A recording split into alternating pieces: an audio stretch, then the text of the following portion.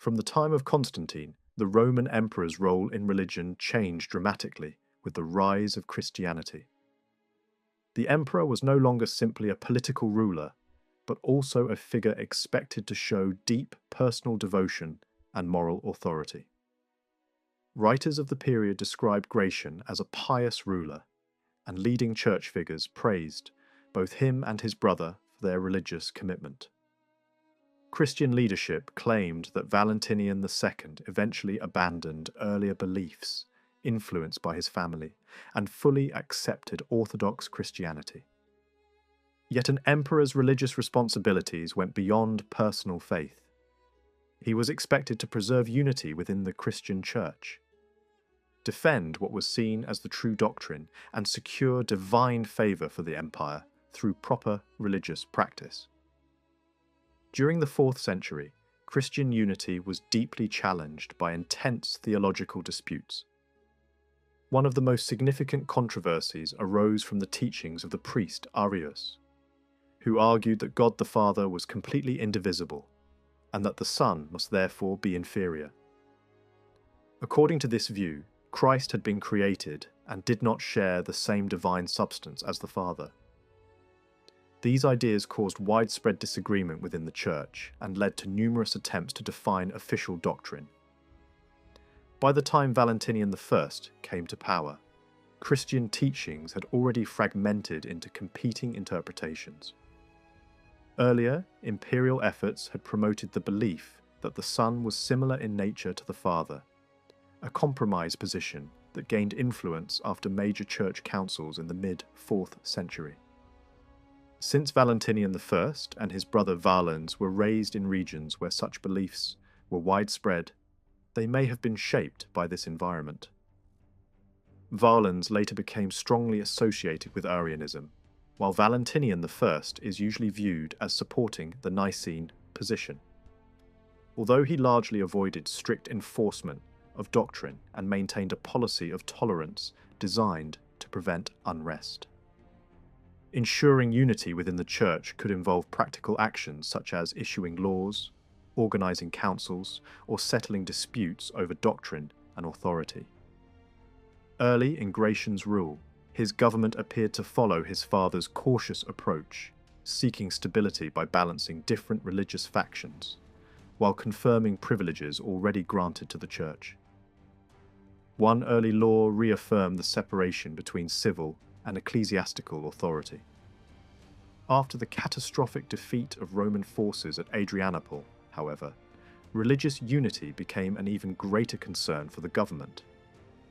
New laws targeted certain religious groups considered disruptive, although these measures were limited and often followed earlier precedents.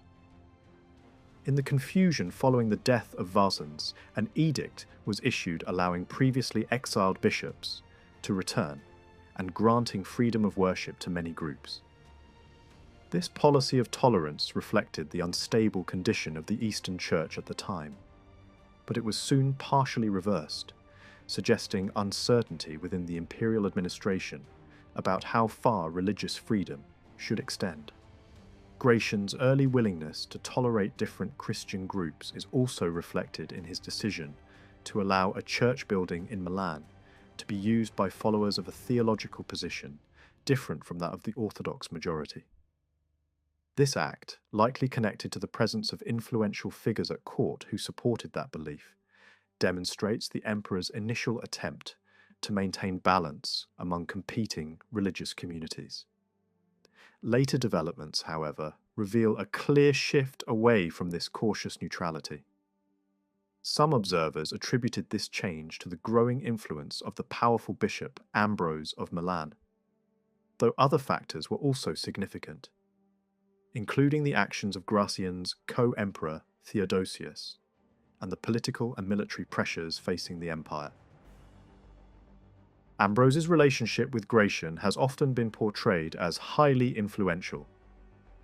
The bishop produced extensive writings defending Orthodox doctrine and presented them to the young emperor.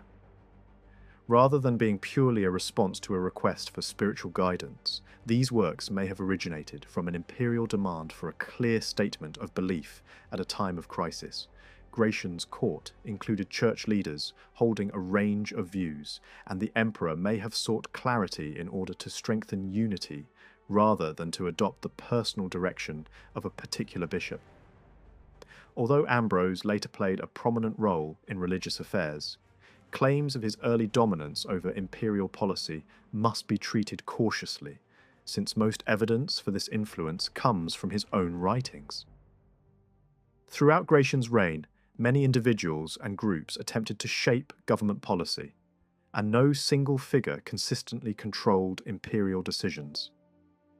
The movement of the imperial court to Milan increased the bishop's opportunities to influence events, and from this period his involvement in imperial religious policy becomes clearer.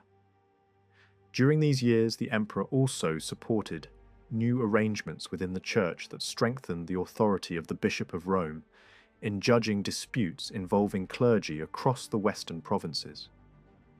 Plans were made for broader church councils intended to resolve doctrinal disagreements throughout the empire, reflecting the emperor's traditional duty to guide religious settlement. Yet these gatherings did not unfold as originally intended. Their scope was reduced, and instead of addressing universal theological questions, they focused on specific local disputes, demonstrating how imperial policy could be shaped by the pressures of influential church leaders. By the early 380s, the government's position had clearly shifted towards strong support for Orthodox Christianity. This development was influenced not only by religious leaders in the West, but also by the firm policies of Theodosius in the Eastern Empire. The emperor's efforts to organize councils and settle religious disputes show his determination to fulfill the expectations placed upon a Christian ruler. At the same time, these actions reveal the complex interplay of political influence, personal belief, and institutional pressure within the imperial court. Christian emperors of this period were also expected to define their position toward traditional pagan practices. Gratian became particularly associated with measures directed against long-standing religious traditions in Rome. These actions included the removal of the altar of victory from the Senate House and the limitation of certain privileges long granted to traditional priesthoods. Although later accounts described these policies as sweeping and severe, modern interpretations suggest that their scope may have been more limited, affecting specific practices rather than abolishing all traditional institutions. Nevertheless, these measures provoked strong opposition from members of the Roman Senate who remained committed to traditional religious customs. Representatives of the Senate attempted to protest these changes, but the emperor refused to receive them. Influential church leaders supported the imperial position and sought to prevent any restoration of traditional privileges. Although responsibility for initiating these policies remains uncertain, their implementation strained relations between the imperial court and sections of the Roman aristocracy. The resulting tensions demonstrate the delicate balance emperors faced between promoting Christian authority and maintaining political support among influential elites. Questions have also been raised regarding claims that Gratian rejected the traditional title associated with the chief priesthood of Roman religion. Evidence suggests that rather than completely abandoning this title, imperial authority was gradually redefined in a way that allowed traditional language to be adapted to a Christian framework. Such changes reflect the broader transformation of imperial ideology, in which religious authority remained central even as its meaning evolved.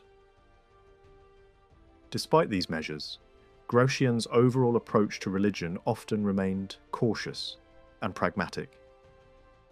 His policies must be understood within the broader expectations placed upon any Christian emperor rather than as the result of personal zeal alone. Even as church leaders sought to limit imperial involvement in ecclesiastical matters, emperors continued to assert their authority in religious affairs, demonstrating their reluctance to surrender this crucial aspect of power. The consequences of Gratian's religious policies became evident in later conflicts. Debates between defenders of traditional Roman religion and advocates of Christianity continued under his successors.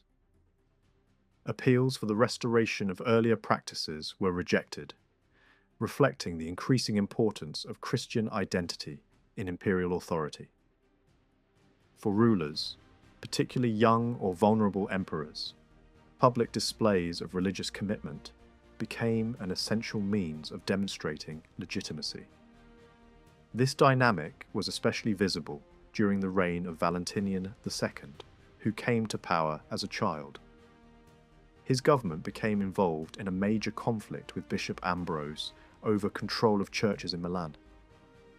The imperial court sought to secure these buildings for its own religious ceremonies, while the bishop publicly resisted the demand.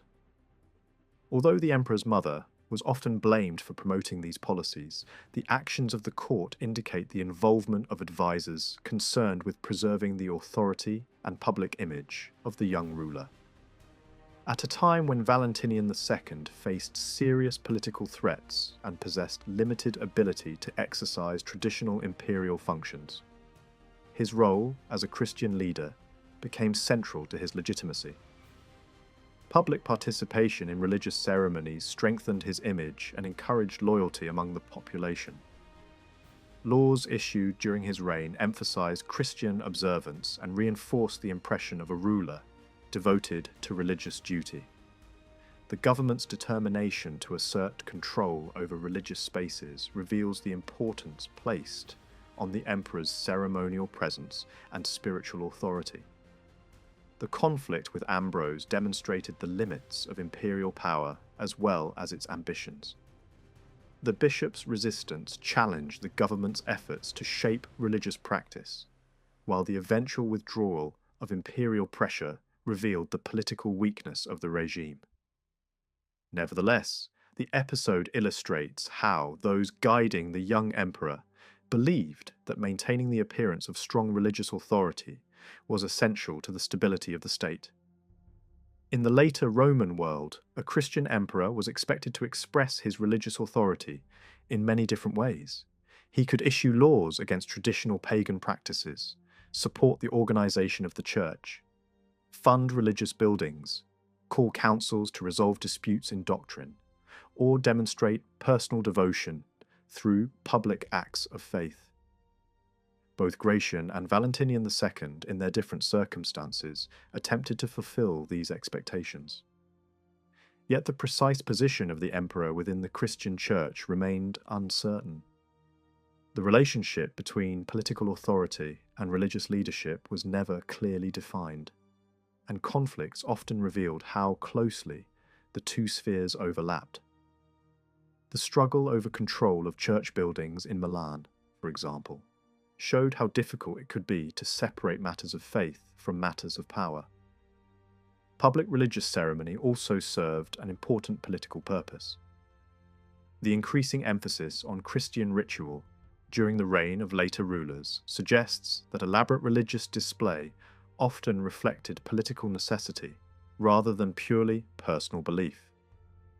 In unstable times, visible participation in church life could strengthen a ruler's authority and reinforce loyalty.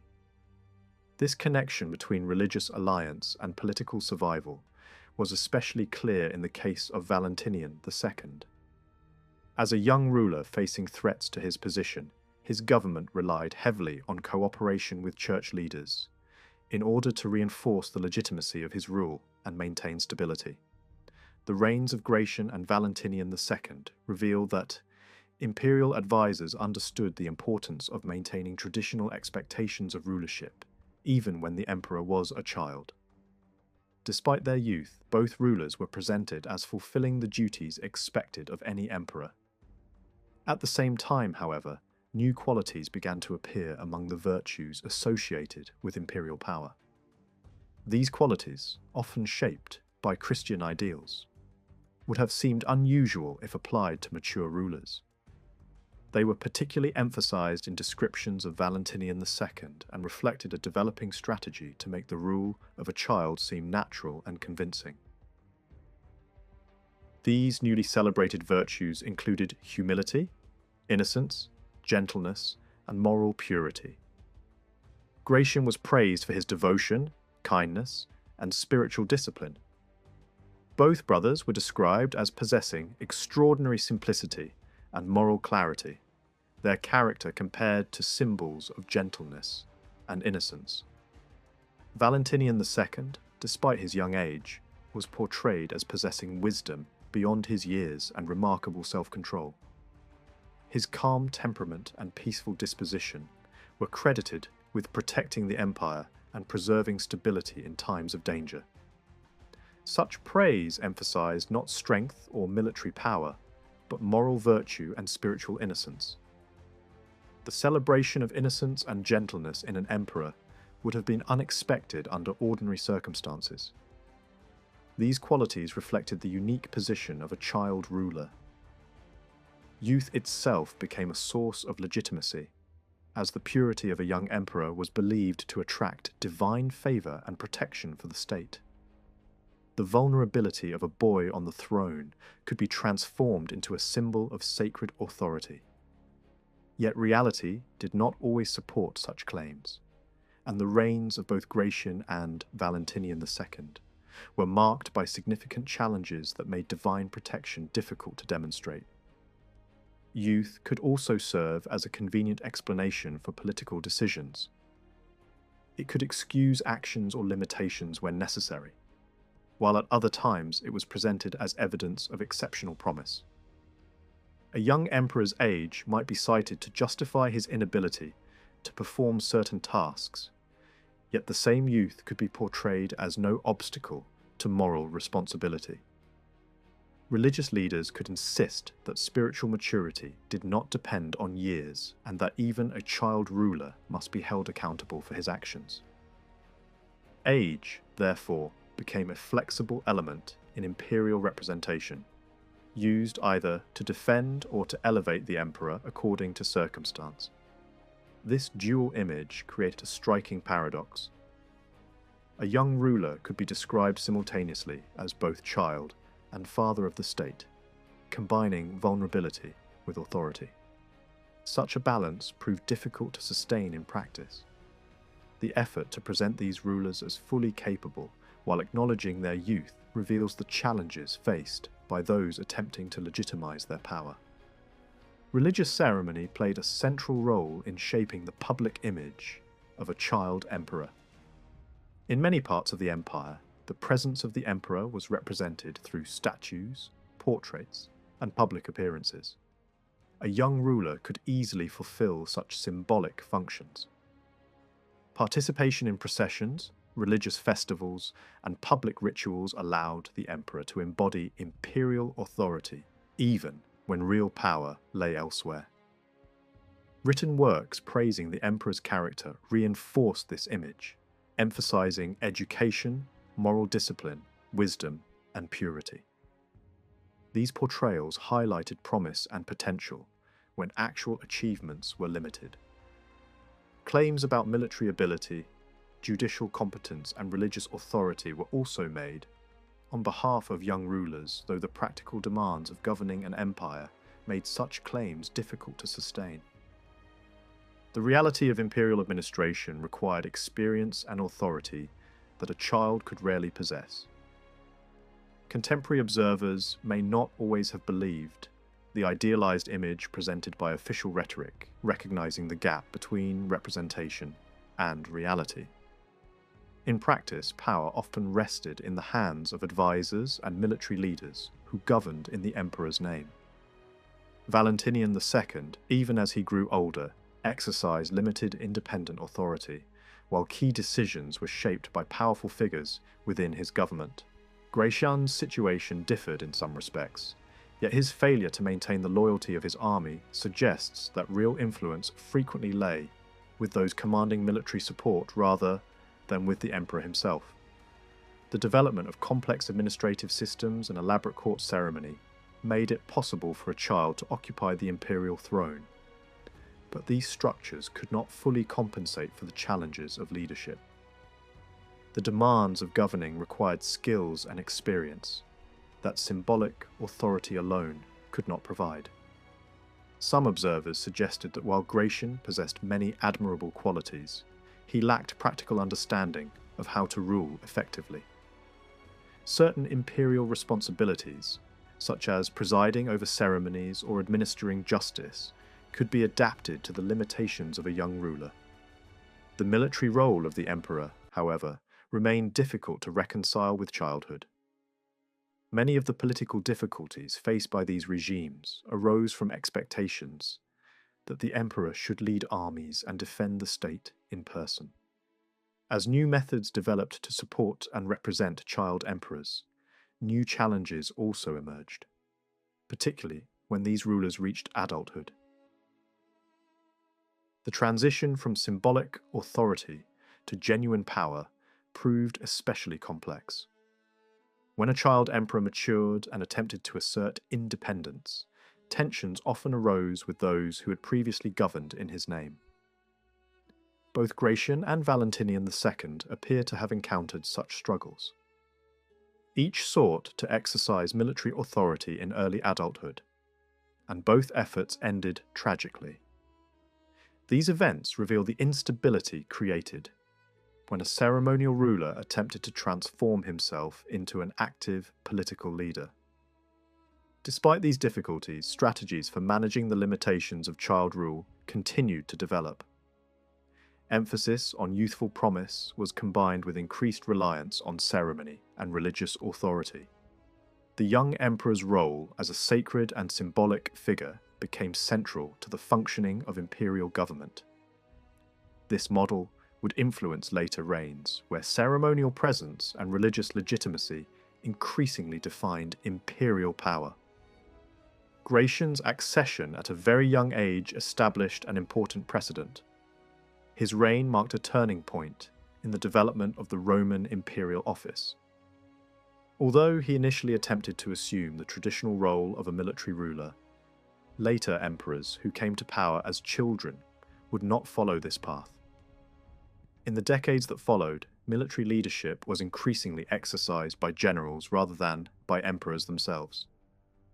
Imperial authority became more closely associated with ceremonial representation and religious function.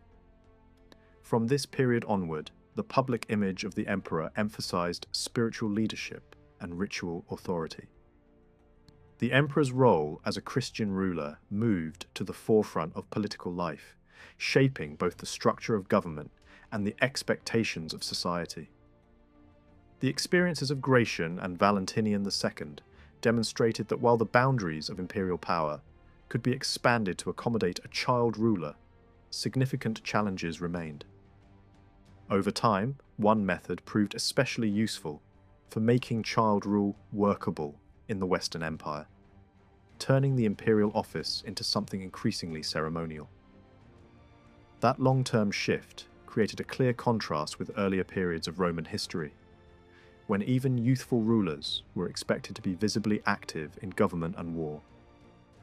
At first glance, two boy emperors in quick succession might be dismissed as an accident of politics, and the solutions built around them might look improvised.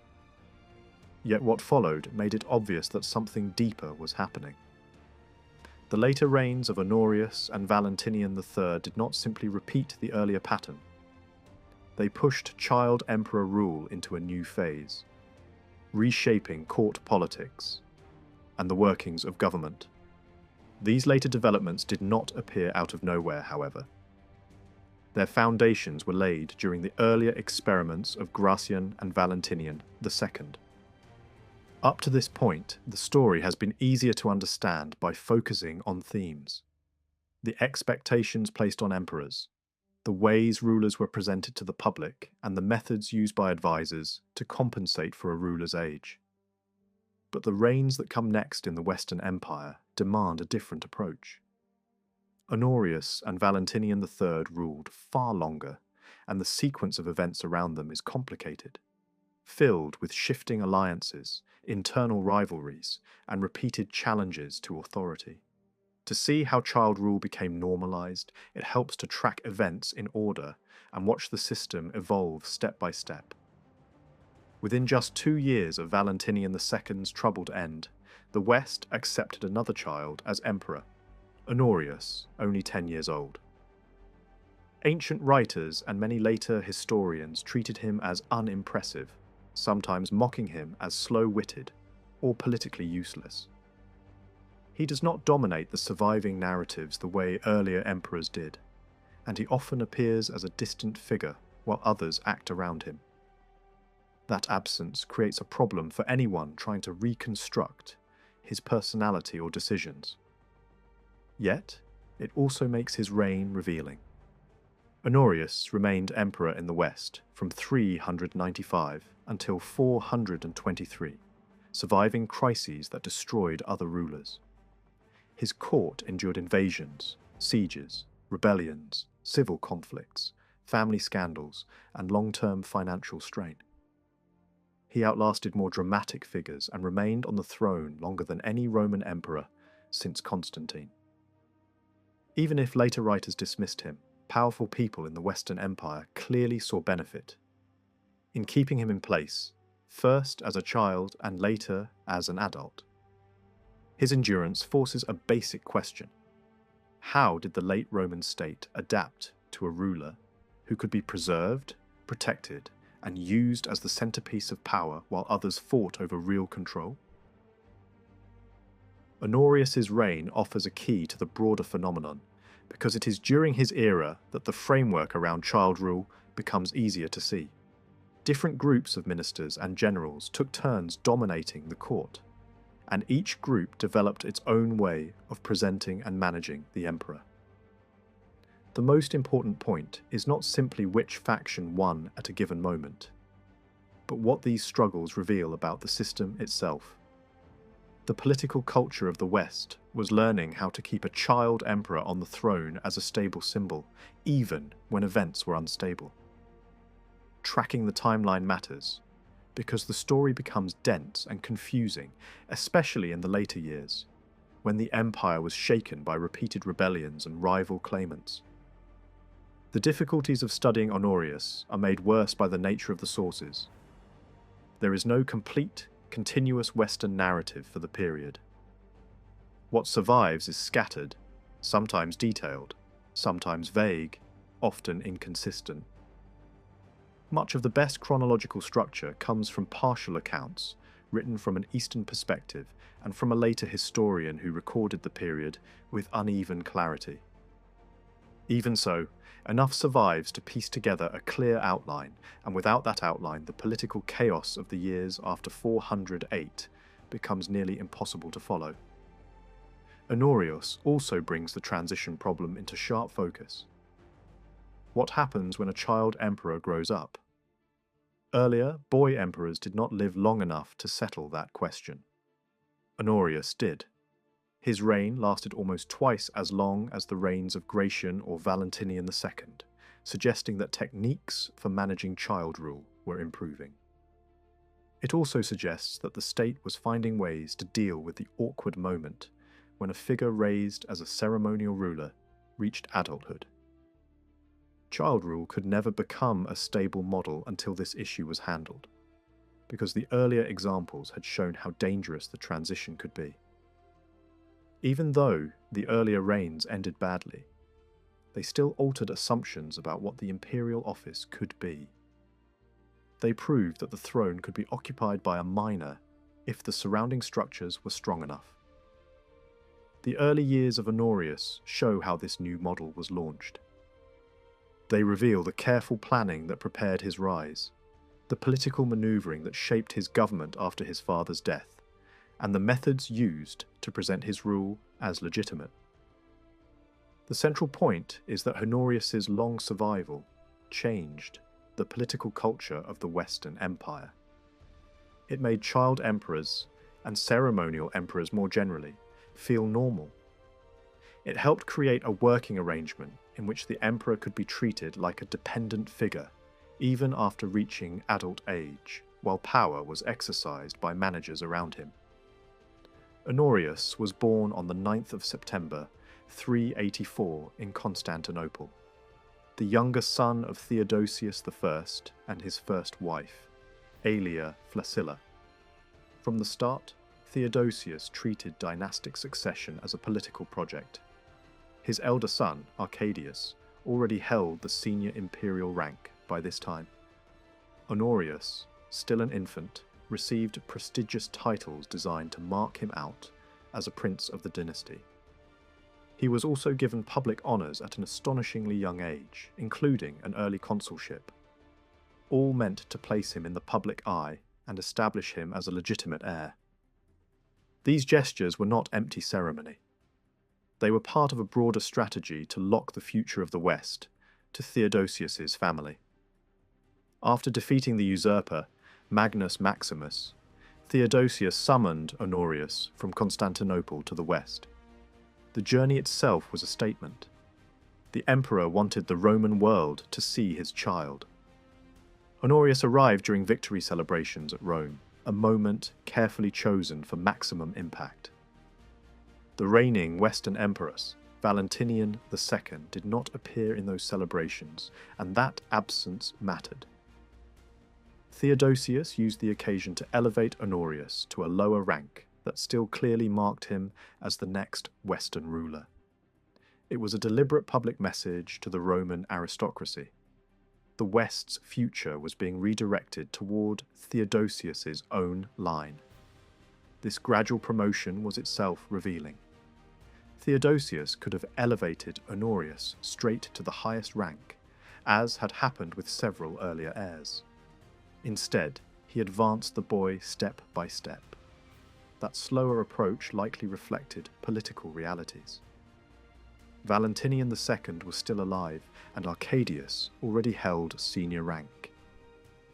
A more cautious move allowed Theodosius to prepare the ground without creating immediate constitutional tension inside the Imperial College. Even so, the symbolism was unmistakable. Honorius was displayed to the Roman public as the heir-in-waiting, and coinage issued around the celebrations carried slogans emphasizing hope for the state, reinforcing the idea that the dynasty embodied the empire's future. Only a few years later, events in the West forced the issue. Another usurper appeared, and Theodosius prepared to move against him. Before leaving on campaign, he raised Honorius to the highest rank in a major public ceremony near Constantinople. Honorius was now, at the age of 7, an emperor in name. The timing was a political weapon. It directly challenged the legitimacy of the usurper by placing a dynastic child in the Western role. It also signalled that Theodosius intended the West to be ruled by his bloodline, not by whoever seized power through force. After winning the civil war in 394, Theodosius again brought Honorius west. That decision would have made sense even if the senior emperor expected to live for years. The boy had already been announced as the Western ruler, and the Western elite needed to see him. Honorius arrived with his half-sister Galla Placidia, and their presence together served a second purpose. Placidia connected the Theodosian court to the earlier Valentinian dynasty through her family ties, and her inclusion helped frame the new regime as a continuation rather than a rupture. Theodosius welcomed his children in Milan with a carefully staged religious setting, presenting the moment as more than politics. Public church ritual was used to add sacred weight to the transfer of authority and to emphasize that the dynasty stood under divine favor. Even after victory, Theodosius likely intended to return east once the west was stabilized, because problems were building there during his absence. But he had only a short time between his victory and his death to shape the new Western administration. Later, accounts claim that he formally confirmed Honorius's role in the West and placed the general Stilicho in a position of authority beside him. Whether this arrangement was fully planned in advance or became clearer only after Theodosius's death, one fact remains. The West now had a 10-year-old emperor, and it required an adult power structure to govern in his name. Stilicho was well placed to step into that space.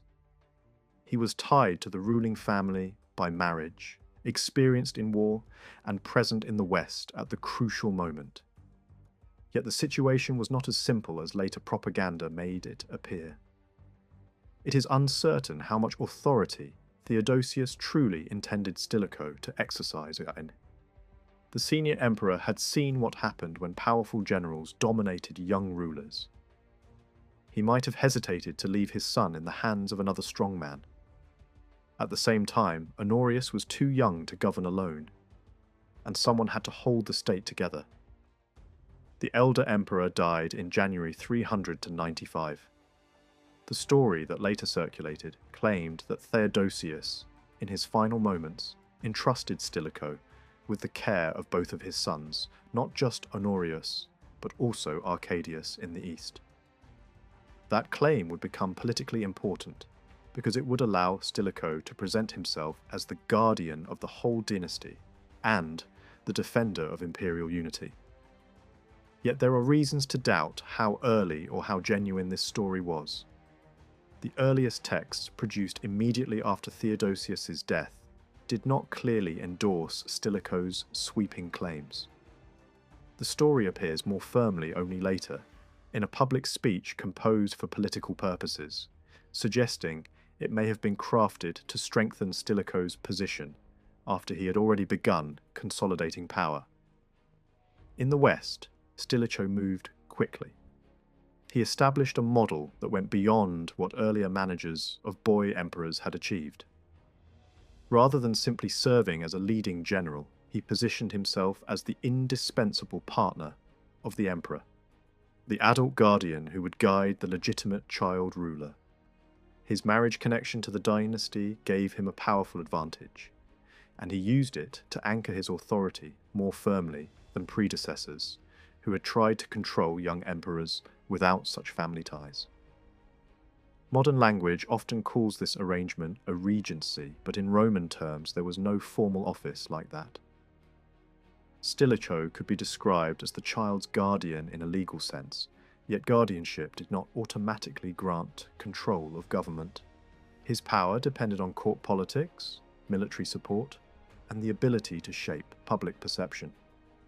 This mattered because it meant his authority, especially early on, could have been more fragile than later narratives suggested. The new system had to be built, defended, and presented as natural.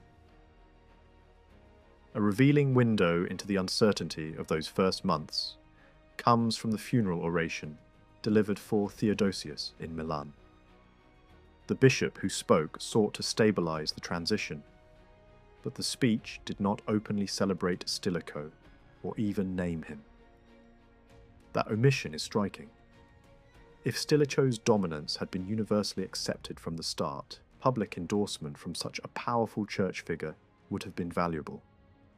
Instead, the oration focused on loyalty to Honorius himself. The message was aimed at a mixed audience: soldiers from rival armies recently at war, officials who had served earlier regimes, and elites who had lived through multiple usurpations.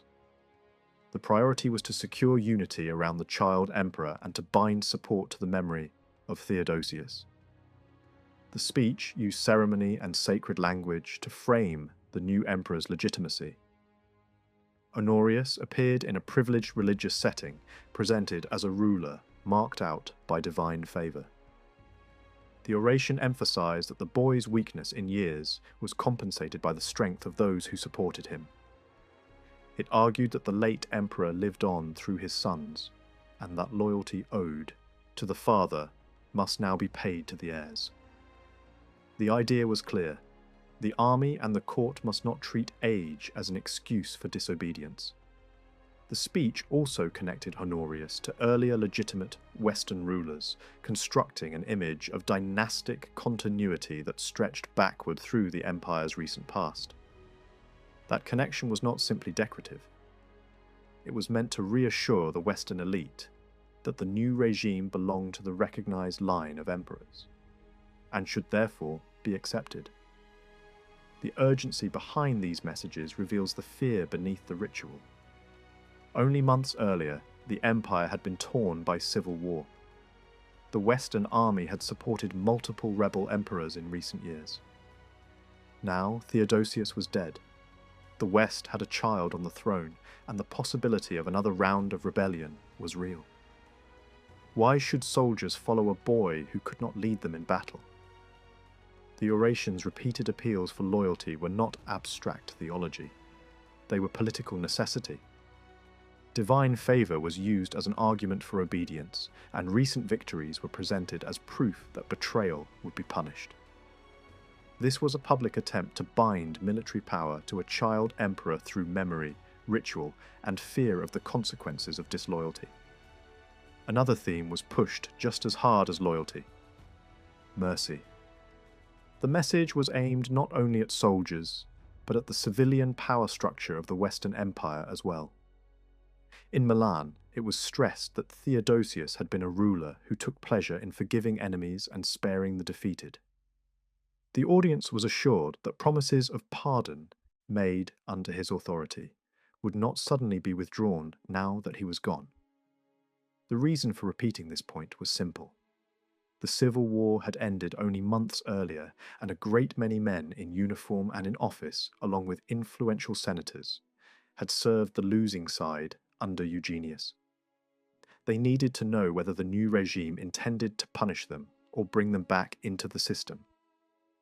The language of clemency was meant to calm panic, prevent further instability, and encourage those compromised by the rebellion to attach themselves to the boy emperor rather than look for a new gamble.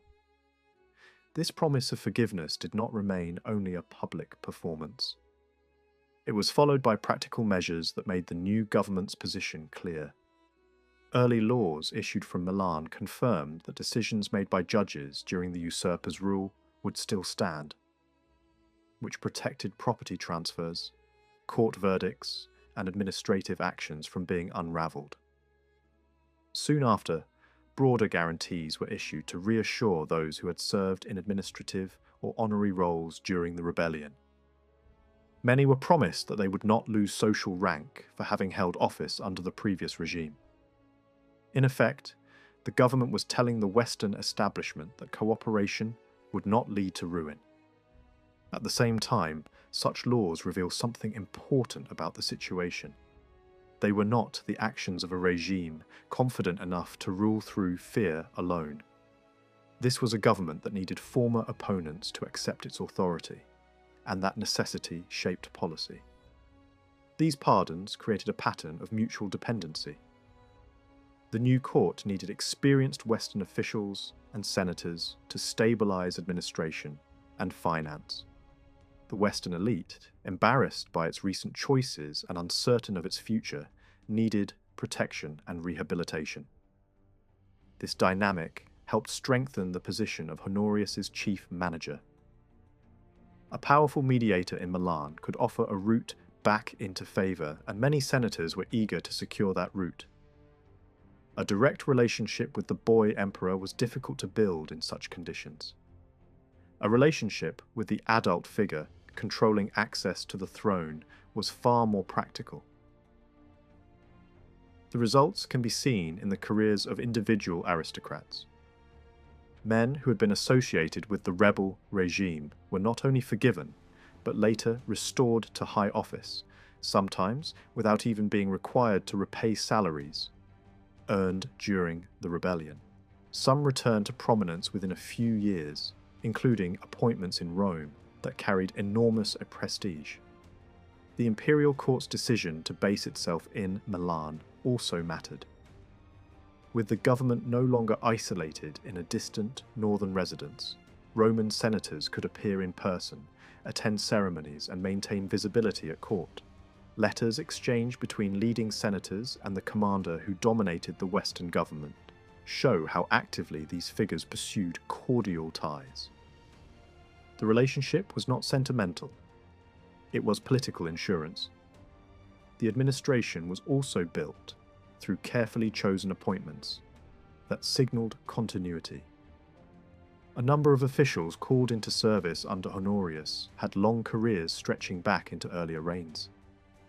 Their presence reassured the Western establishment that the new government was not a foreign takeover.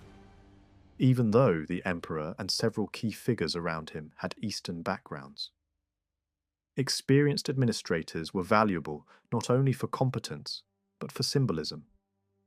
Their names represented stability, tradition, and familiarity. Exactly what was needed after a civil war and the sudden death of the senior emperor. At the same time, Eastern-born officials also appeared in high posts in the West after 395. That, too, reflected the reality of the transition. Theodosius had brought a limited portion of his court apparatus west for the campaign, and the situation after his death required a functioning government immediately. Some officials with careers in Eastern administration were therefore drawn into Western service, perhaps to ensure loyalty to the dynasty and to provide the expertise needed to keep finance and palace operations running. But this choice also exposed a weakness. If the new Western regime had been fully secure, it would not have needed to rely on imported bureaucratic support at the highest levels. Giving major roles to Eastern officials could be read as an incentive to keep them attached to the Western court, and as a way to reinforce the manager's control over the system. The army was another urgent concern.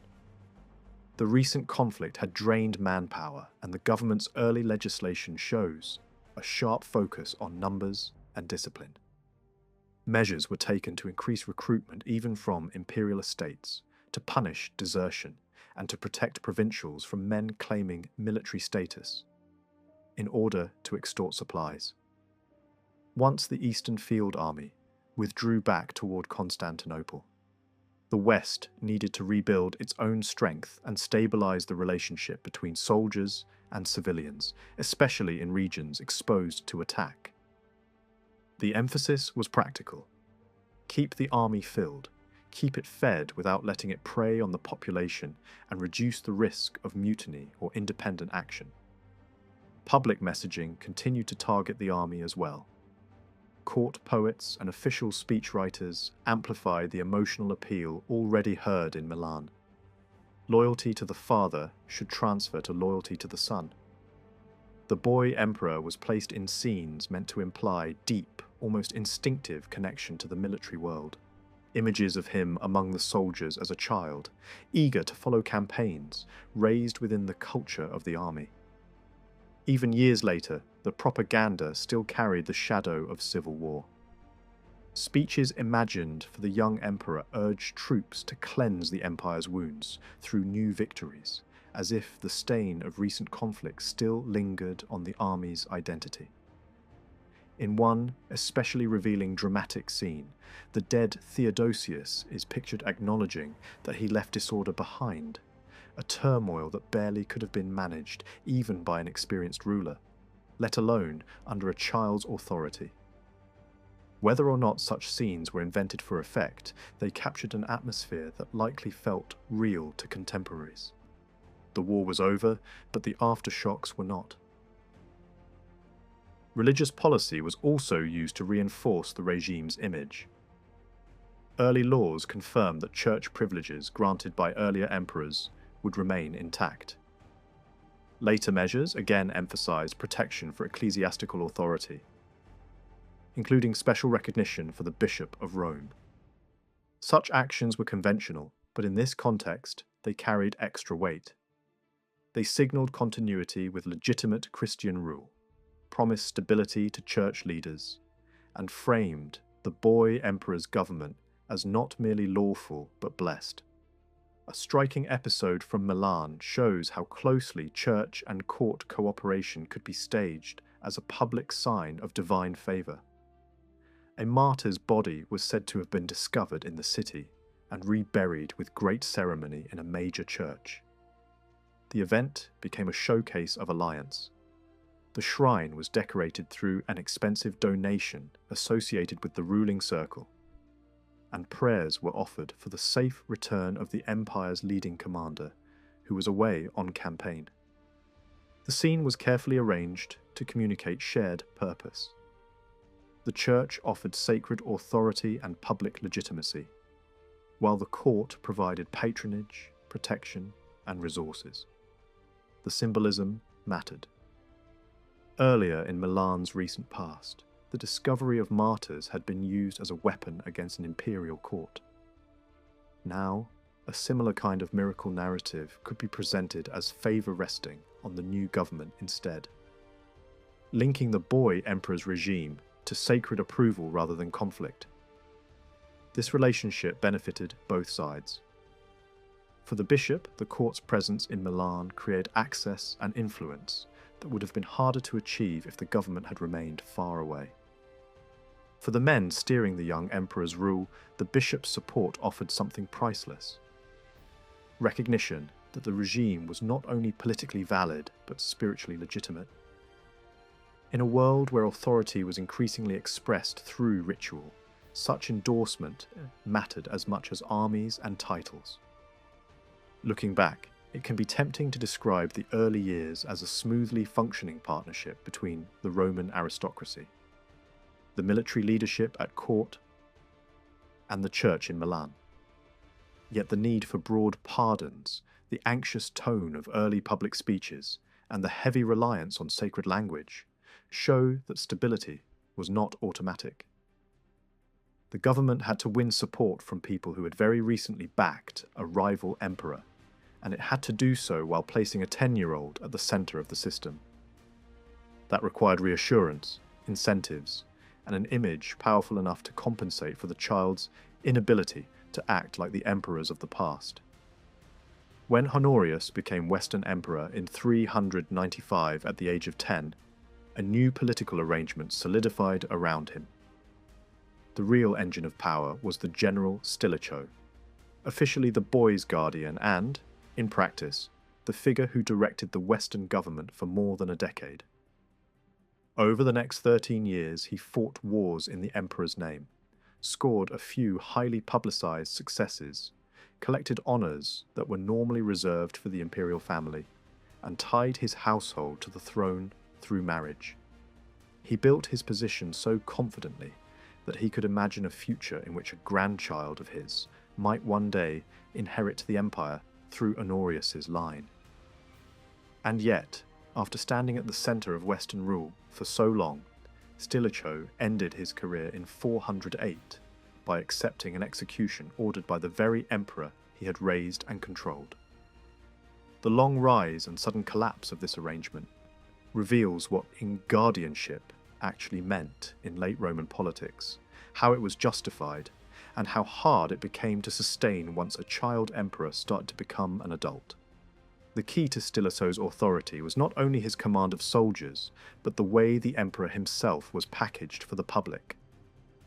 Honorius was presented as a legitimate, pious ruler whose sacred standing could guarantee victory, even if he never personally led an army. That image was repeated year after year through speeches, ceremonies, and carefully crafted narratives. It allowed the court to project a partnership, a young emperor who embodied divine favour and dynastic right, and a guardian general who supplied experience, military muscle, and administrative direction. That formula worked best, while Honorius was clearly a minor. The real test came as the years passed and the boy moved toward adulthood. The harder question was no longer how to govern for a child, but how to keep the emperor dependent when he was no longer a child. In the first years after the accession, the Western government faced immediate pressure from two directions. One problem came from the Visigoths, led by Alaric. The other came from the Eastern court, whose leaders were suspicious of the new Western power structure and increasingly hostile to Stilicho's ambitions. Alaric's forces had fought alongside Theodosius's army during the Civil War, but early in 395 they broke away and began raiding through Greece. The rebellion created a crisis that demanded action, and Stilicho moved as if he were responsible for the security of the entire empire, not merely the West. In 395 and again in 397 he campaigned against the Visigoths. In both cases he failed to deliver the decisive victory that would have crushed Alaric and ended the threat. That failure shaped everything that followed because it weakened the image of competence the new regime needed, and it gave Eastern leaders an excuse to treat Stilicho as dangerous rather than helpful. The first expedition in 395 was especially complicated because the forces available to Stilicho included not only Western troops, but also an Eastern contingent that had remained in the West after the death of Theodosius. In later Western propaganda, the story was told as a near triumph sabotaged at the last moment by the jealous politics of the Eastern capital. According to that version, Stilicho had Alaric trapped and was about to destroy him when orders arrived, demanding that the Eastern soldiers be returned immediately. The blame was placed on influential figures around the Eastern emperor, portrayed as frightened of Stilicho's growing prestige and determined to block him from gaining leverage over the Eastern government. In that telling, Stilicho supposedly chose obedience over victory, withdrew, and watched the opportunity slip away. A calmer reading of events suggests a less dramatic and more practical problem. The campaign likely suffered from poor discipline and shaky loyalty inside the army. The order to send back Eastern units could then serve as a convenient reason to end a dangerous operation without admitting that the army itself was unreliable. Whatever the true details, the outcome was the same. Alaric survived, the West looked ineffective, and relations with the East worsened. After a renewed recruiting effort, Stilicho tried again in 397, but the second expedition also failed to produce a decisive result. Rumours later circulated that he must have been colluding with Alaric, but that logic does not fit the political reality. These operations were expensive, risky, and humiliating when they achieved little. A deliberate failure would have damaged Stilicho's authority in exactly the places he could least afford to lose it, among soldiers, senators, and the wider political class that expected him to deliver security. The deeper issue was that the Western army was still adjusting to a new reality. Many of these soldiers had recently faced Eastern forces in a civil war, and now they were expected to serve under a commander closely associated with the victors. Memories of the brutal fighting remained fresh. Stilicho also carried the burden of trying to follow the legacy of a victorious emperor, whose reputation had been built on personal command in war. Now, the West was being asked to accept a government led by an adult general in the name of an emperor who was still largely invisible on campaign because he was a child. That combination was workable, but it made loyalty more fragile. Every setback invited doubt. Every doubt made the Guardian's position less secure. Eastern hostility did not remain a background tension. It hardened into policy. The loss of Eastern troops reduced Stilicho's strength at a critical moment, and it also signalled that the Eastern court intended to set limits on Western action. By 397, the Eastern government had moved beyond suspicion to open hostility, treating Stilicho's military activity as a threat and choosing to reach its own accommodation with Alaric. At the same time, the East formally branded Stilicho as a public enemy, a political insult with real consequences. The message was clear. The Eastern court would rather bargain with the Goths than allow the Western Guardian to appear as the Empire's saviour. A far more dangerous crisis soon followed, and this time it struck at the heart of Italy. In North Africa, a powerful commander named Gildo controlled the grain supply that fed Rome. Over the course of 397, he began to reduce shipments, and then stopped them entirely. The move was a direct threat. In Rome, even minor disruptions in grain delivery could spark unrest, riots, and political panic. Cutting the supply was not simply an economic act, but a weapon aimed at the legitimacy of the Western court. In fact, the aftermath may have strengthened Stilicho's standing. Events in the East soon made Western elites feel even more distinct, especially when Eastern politics elevated figures and practices that many in the West regarded as offensive to traditional dignity. Western propaganda made full use of that contrast, celebrating Western office holding and aristocratic prestige, and presenting the Western court as the proper guardian of Roman order. The court's ability to honour respected senators with high office served the same purpose. It signalled that the new regime valued the Western elite and could reward it. For Stilicho, the lesson of these early years was sharp.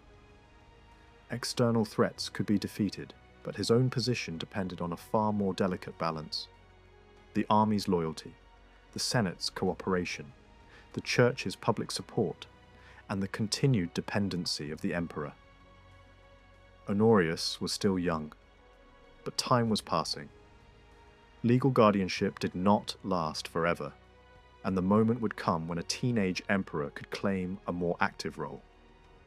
The most effective way to prevent that shift was to bind the guardian's household to the dynasty so tightly that the relationship could not be undone without shaking the regime itself. That is the context for Honorius's first marriage. Early in 398, when Honorius was about 13, he married Stilicho's eldest daughter, Maria. The timing was telling. The wedding took place before news of Gildo's defeat could even have reached the court, which suggests that the decision was not a victory celebration, but a defensive move made under pressure. The marriage locked Stilicho into the imperial family and transformed his status. A guardian could be replaced when a boy grew older.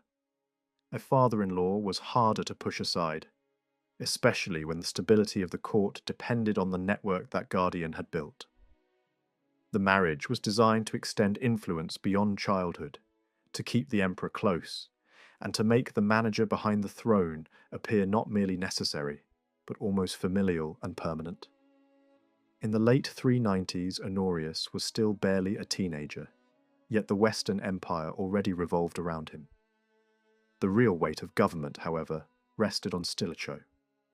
He commanded armies, negotiated with elites, managed crises, and steadily shaped the public image of the boy on the throne. By the time the war in Africa erupted and food security became a threat, Stilicho's position was clear. He was not merely a general serving an emperor, but the person holding the Western state together while the emperor grew up. In that climate, the marriage between Honorius and Stilicho's daughter, Maria, became more than a domestic event. It was turned into a public statement about stability, legitimacy, and the future of the dynasty. Court poetry celebrated the wedding with elaborate ceremonial language, painting the match as honourable, fated, and politically safe.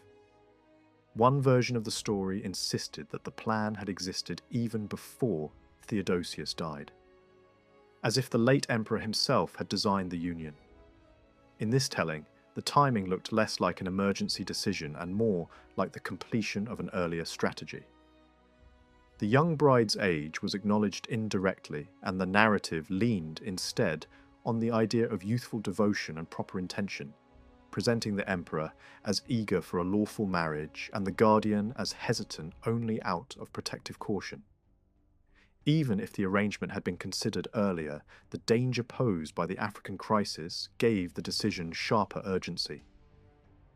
If the grain supply could be weaponized, then the survival of the regime depended on preventing isolation at court, preventing factions from circling the emperor, and preventing any rival from becoming indispensable. Marriage did what victories sometimes could not. It fused households. It placed Stilicho inside the imperial family in a way that could not be dismissed as a temporary guardianship. A guardian could be replaced when a boy matured. A father-in-law stood on different ground, closer to the throne by bloodline and ceremony, and harder to remove without shaking the court itself. The propaganda around the wedding did more than praise romance or virtue. It openly promoted the logic of dependence.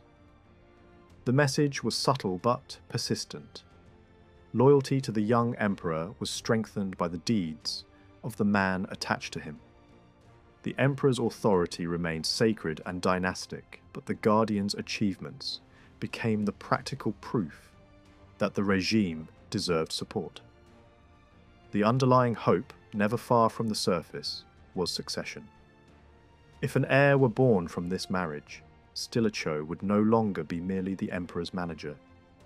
He would become the grandfather of a future emperor, and the political structure of the West would be anchored to his house. As the years passed, the same voice that celebrated the wedding also pushed the fantasy further. Public praise began imagining children not yet conceived, heirs already growing, and a future ruler trained in war by a seasoned elder. This kind of language was not accidental decoration. It was a deliberate attempt to normalize the idea that power in the West functioned through a paired system. A legitimate emperor at the center and an adult protector beside him. That pairing had to remain believable long enough for it to become habit. The marriage also encouraged another dynastic possibility, discussed in flattering tones. Linking Stilicho's son to Honorius's half-sister, Galla Placidia. Such a match would have served two purposes. It would have deepened the family bond around the imperial house, and it would have reduced the risk that Placidia might become the key to a rival faction through marriage to someone else. In a court where marriage could shift alliances overnight, controlling the marriage market around imperial women was a form of political defense. All of this reveals something essential about Stilicho's method. Military action mattered, but proximity to the emperor mattered more. During the African crisis, a general could have chased personal glory by leading the expedition himself. Instead, Stilicho remained near the court, near Honorius, keeping the young ruler insulated from competing counselors and building a relationship that could survive beyond childhood. The priority was not simply defeating enemies, it was keeping the architecture of power intact at home. At the same time, the court worked hard to craft a convincing imperial image for Honorius. Earlier, the opening of the reign had been framed around a simple formula: the greatness of the father, the legitimacy of the son, and the promise of the boy's future.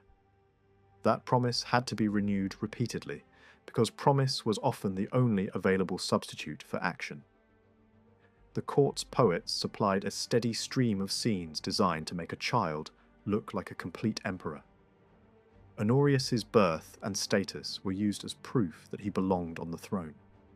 He was portrayed as a prince who had never lived as a private citizen, raised in an atmosphere of authority from the beginning, surrounded by ceremonies and honors that marked him as imperial by nature. The story made much of early titles and early public offices, emphasizing that the state had recognized him almost from the cradle. Omens, blessings, and comparisons to the gods appeared in this imagery. Not because anyone expected literal belief from every listener, but because such language trained the audience to accept the boy as destined, not accidental. Education was another pillar of the presentation. The boy emperor was described as shaped by culture and guided toward a virtue, learning stories of Roman heroes and absorbing lessons about government. Speeches attributed to him were polished and confident, suitable for major ceremonies.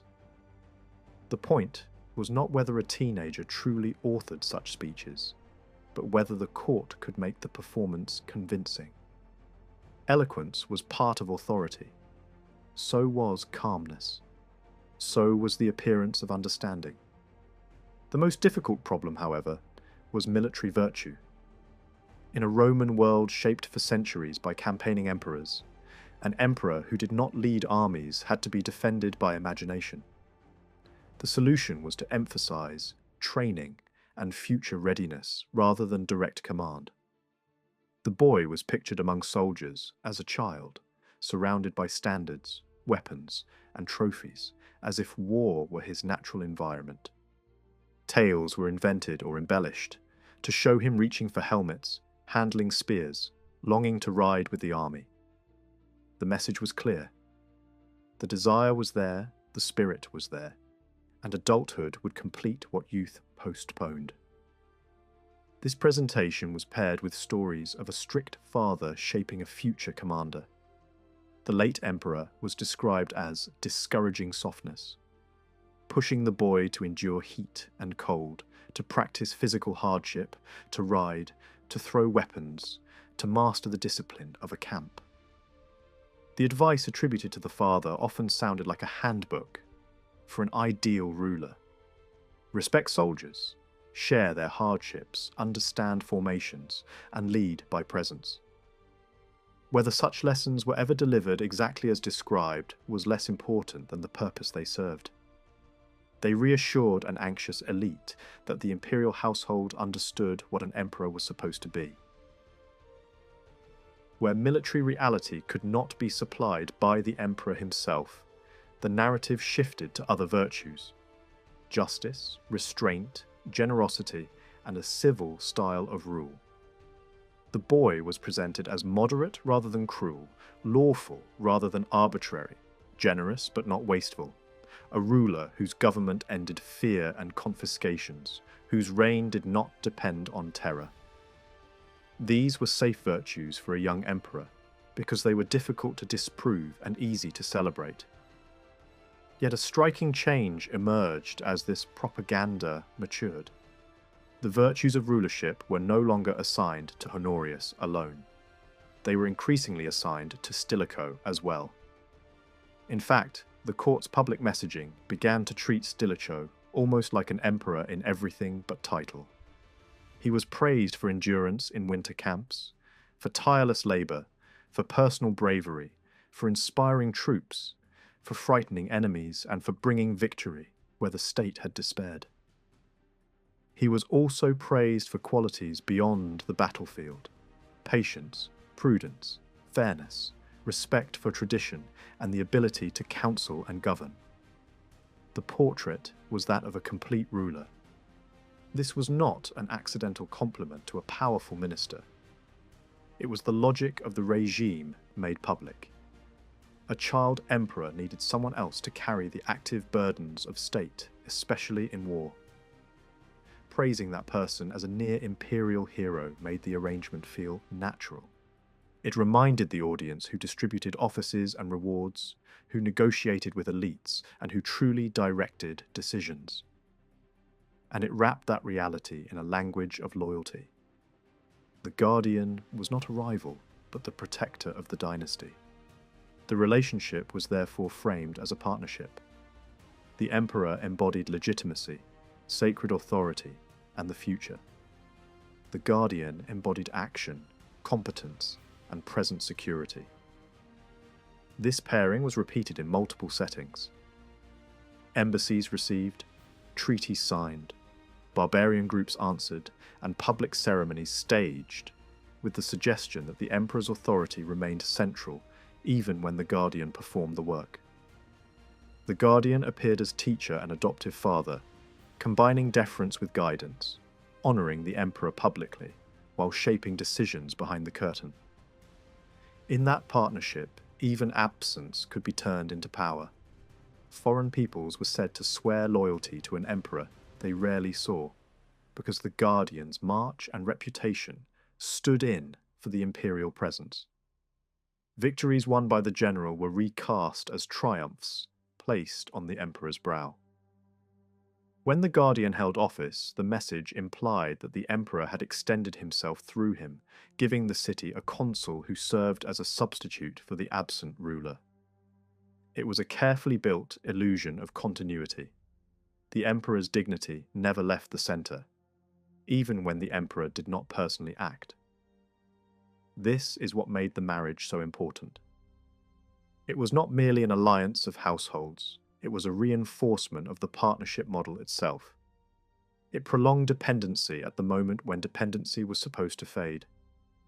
It made the guardian's presence look permanent rather than provisional, and it invested political hope in biology, the dream of an heir who would merge the imperial house and the guardian's line, transforming a powerful minister into the ancestor of a ruling dynasty.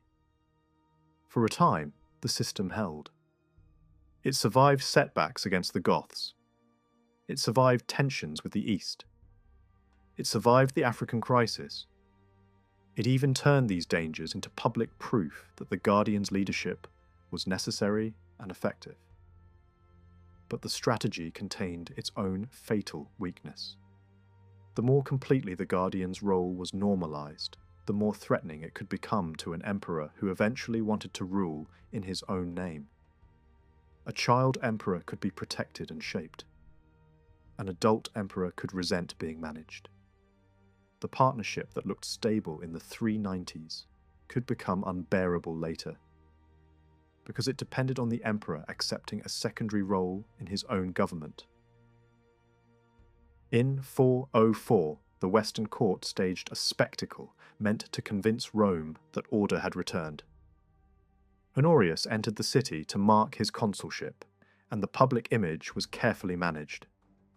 The emperor appeared not as an isolated ruler, but as one half of a governing pair. Stilicho rode beside him in the same ceremonial chariot, a gesture loaded with meaning. It echoed earlier triumphal entrances associated with the dynasty, where a child or young prince had been displayed alongside a senior figure whose presence guaranteed authority.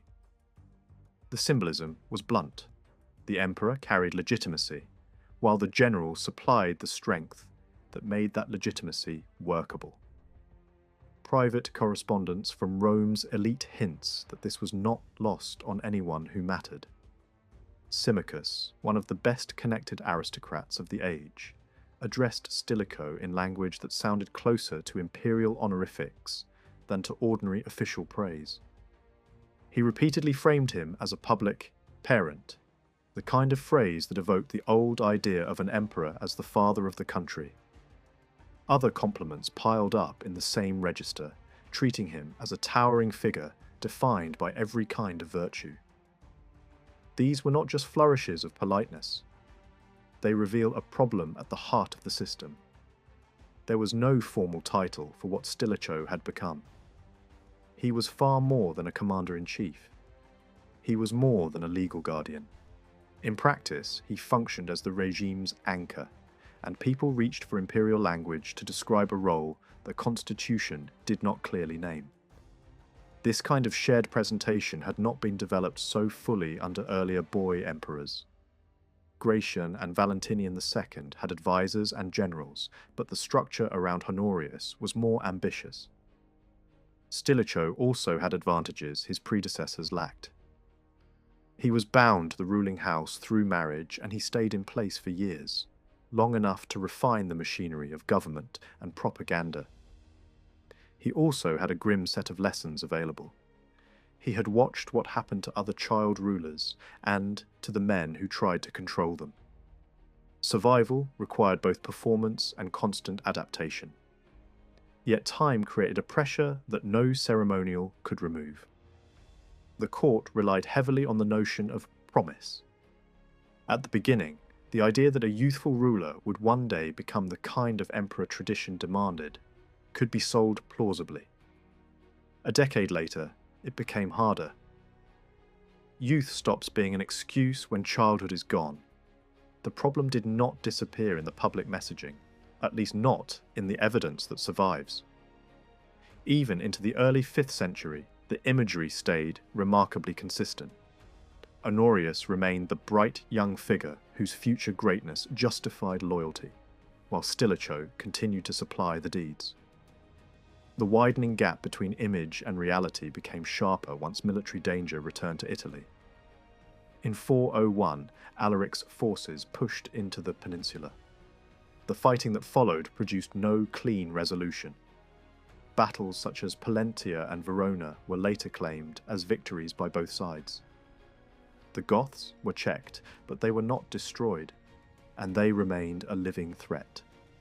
The most lasting consequence of that campaign was not a decisive triumph, but a strategic relocation. The imperial court settled at Ravenna. Ravenna offered real advantages. Marshes and water made it difficult to approach. its position gave access to food and routes across northern Italy, and the sea offered lifelines for supplies and troops. But the move also carried a political cost. It pulled the emperor even farther from the frontiers and from the provinces that expected imperial attention. The court became safer and more secluded at the same time. Outside the walls, Stilicho remained the active commander. Inside, Honorius remained the emperor who could be praised, displayed, and protected. For a period, the wider political environment appeared to stabilize. Relations between East and West, often poisonous in the late 390s, showed signs of easing in the early 400s. Consular arrangements and diplomatic signals suggested a partial thaw. At the same time, the most aggressive Western claims to supervise the Eastern court faded from the public line. That shift mattered, because the Western regime could not function calmly while it was locked in open rivalry with Constantinople. Once tension eased, Stilicho's system had room to breathe. Then came the great performance of 404, the peak of the regime's self-confidence. Honorius marked his 6th consulship with a triumphal presence in Rome and celebrated a decade since his elevation. The ceremonial was designed for a powerful audience: the senatorial aristocracy, the city's leading families, and the political class whose cooperation mattered. The court also understood the city's internal balance. Traditionalist aristocrats still held influence, including figures with pagan sympathies, and the regime had reasons to avoid unnecessary confrontation while presenting itself as stable and inclusive. High offices went to prominent men from different camps, an implicit reassurance that elite status still translated into access and honor. The visit included gestures aimed at Christian opinion as well. Honorius publicly enacted humility in a major basilica, performing reverence in a way that strengthened the image of an emperor guided by faith. Such moments did not merely express personal devotion. They were political theatre aimed at a Christian elite that was increasingly influential in Rome and Italy. The procession itself leaned heavily into spectacle. Honorius appeared in glittering dress, surrounded by armed riders and ceremonial force. The effect was to drape him in military atmosphere even though the battles belonged to others. The crowd saw youth, wealth, and authority fused into one moving display. The Senate was given its own share of the drama. The emperor was presented as accessible, willing to honor tradition, willing to treat the fathers of the city with respect. This was how an Adventus was supposed to work. It refreshed the bond between ruler and aristocracy through pageantry. But the partnership still had to be justified. Stilicho was not presented as a secondary figure at the edge of the frame. He rode with the emperor. Public language praised him as the man who had trained the young ruler and made him capable of appearing as a governing presence. The claim was bold. Honorius could now summon citizens, speak in an official setting, explain policy, and direct state affairs in the presence of the Senate. The message was that a boy had become a ruler because a powerful guardian had shaped him. For nearly a decade, the arrangement had worked. Stilicho dominated appointments, protected the court, and built a durable network inside the administration. Even the number of officials who later fell when he fell suggests how deeply the system had been staffed, with people tied to him. Yet a major weakness remained. The marriage that was supposed to fuse the two houses produced no heir. Maria died without a child. That absence mattered more with each passing year. Without a grandson, Stilicho could not secure his position through dynasty. The relationship remained political, rather than biological, and political bonds can break.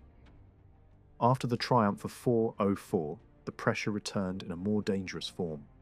Late 405 and 406 brought a new invasion led by Radagaisus, and the threat was enormous.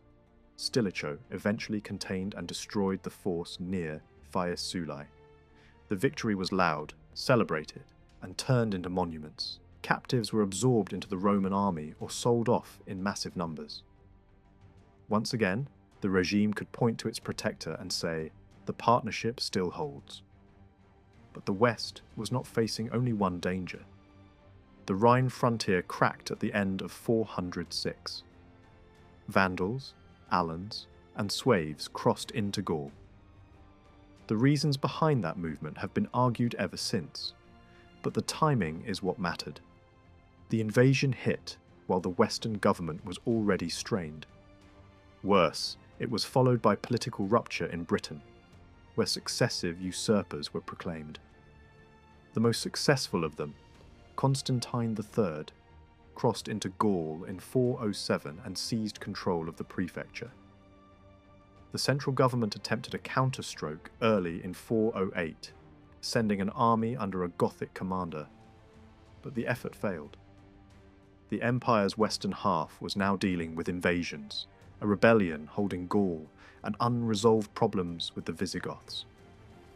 It was in this tightening spiral that Stilicho's approach to Alaric became explosive. At some point, Alaric shifted position and demanded payment for costs incurred under a previous understanding. Stilicho chose negotiation over immediate war. The decision forced a reckoning in Rome because the money would effectively come from the same elite whose loyalty the regime needed. In early 408, he brought the matter before the Senate. That meeting became a turning point. Senators debated whether to fight or pay. Stilicho argued that compensation was justified. In the end, the payment was approved, but the atmosphere was poisoned. One leading senator's remark captured the mood. The agreement felt like submission rather than peace. The line mattered because it expressed something deeper than frustration at a single payment. It hinted that the ruling class was starting to view Stilicho not as a protector, but as a master, and that fear rather than trust was driving compliance. Stilicho had used the Senate before as a shield, letting it take ownership of controversial decisions so that anger would not land on the imperial court alone. The tactic had once helped him. Now it revealed his vulnerability. The state was asking too much too often while delivering too little certainty. Under such conditions, deference to tradition stopped being a strength and started looking like desperation.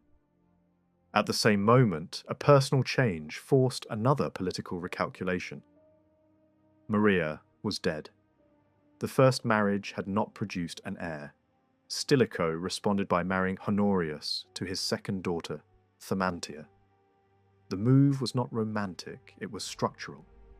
Without the father-in-law role, Stilicho risked being replaced by other advisors as the emperor aged. By binding the household again, he tried to preserve his hold and keep rivals away from the imperial heir. If a child resulted, the old dream of dynastic security could be revived. But by 408, time was short. Honorius was no longer a child. The language of youthful promise could not be stretched much further. The fall, when it came, did not happen because Stilicho lost one battle. It happened because the machinery that had protected him began to turn against him. Elite resentment, military unrest, and the emperor's growing desire to act independently all converged. After the Senate meeting, Stilicho planned to return to Ravenna to coordinate operations. Honorius decided to travel as well, supposedly to review troops and strengthen morale. Whether this was the emperor's own impulse or encouragement from others at court, it introduced a new risk for Stilicho. An emperor who stayed inside ceremonial limits could be managed. An emperor who began to insert himself into military affairs could disrupt the balance of the partnership. Signs of unrest among troops soon appeared. Arguments broke out. Warnings circulated that soldiers were already disaffected with Stilicho. The journey became tense. At one point, Stilicho was called back to deal with disorder among the escort. The regime's foundation had always depended on the army accepting his leadership. If that acceptance weakened, the entire structure shook. Then news arrived that Arcadius had died in the east, leaving a child as successor. The situation tempted both Honorius and Stilicho. The idea of travelling to Constantinople was raised, framed as a protective mission. The language was familiar. A young ruler needed loyal ministers, needed safety from court plotting, needed guardianship. But behind the language lay a conflict of interest. If Honorius left the west, Stilicho's position in Italy would become more dangerous, not less. His authority depended on the presence of the emperor whose name legitimized his command. With a usurper active in Gaul, the idea of the emperor leaving the west also carried real strategic risk. Stilicho argued against Honorius making the journey. The reasons were practical on the surface: expense, danger, and the threat of rebellion spreading if Italy was left without the imperial figurehead. But the deeper reason was obvious. The partnership could not function without the symbolic emperor at its centre. If Honorius moved east, Stilicho would be exposed in the west, and the house he had built might collapse. In the midst of this uncertainty, a palace official named Olympius seized the moment. He advanced through the court by exploiting fear. Rumours spread. Stilicho was said to be manipulating Alaric, draining the state, plotting against the emperor and preparing to replace Honorius with his own son. The themes were carefully chosen. They echoed older stories about domineering generals and vulnerable emperors. They turned Stilicho's greatest strength, his proximity to the throne, into his most frightening threat. Nothing in the surviving accounts suggests that Honorius personally drove the sequence that ended Stilicho's life. The momentum came from inside the court, and the turning point arrived in mid-August. On 13th August, while the emperor was reviewing troops at Ticinum, a coordinated outbreak of violence erupted. The spark appears to have been a signal from Olympius. At once, the soldiers surged into a frenzy and began cutting down senior officials in front of everyone around them. The names attached to the dead make the scale of the operation unmistakable. High officers connected to Gaul fell first, including men tied to the government's attempt to manage the crisis created by Constantine's seizure of authority beyond the Alps. Senior commanders and leading administrators in Italy were killed as well, and several of the most important ministers were hunted down after the first blows landed. The slaughter did not stop with a handful of targets. It rolled outward until virtually any recognizable figure of the state apparatus was at risk. This was not simply a riot. It was a decapitation strike. The number and rank of the victims shows that the intention was to smash the entire structure that had governed the West for more than a decade. The fact that so many posts had to be cleared in one burst of violence says something crucial about how the Western regime had been operating. Stilicho was not merely the most powerful man in Honorius's circle. He had placed loyal personnel throughout the senior offices, and the government had come to run through that network. Removing Stilicho alone would not have been enough if his machinery remained intact. The coup required dismantling the framework around him. The killings also exposed an uncomfortable reality for the emperor. These were not strangers whose faces he barely knew.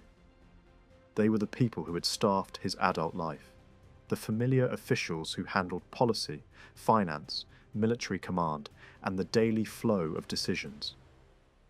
If the court's senior advisors travelled with the emperor, then the violence at Ticinum was possible, precisely because so many key figures were concentrated in one moving cluster.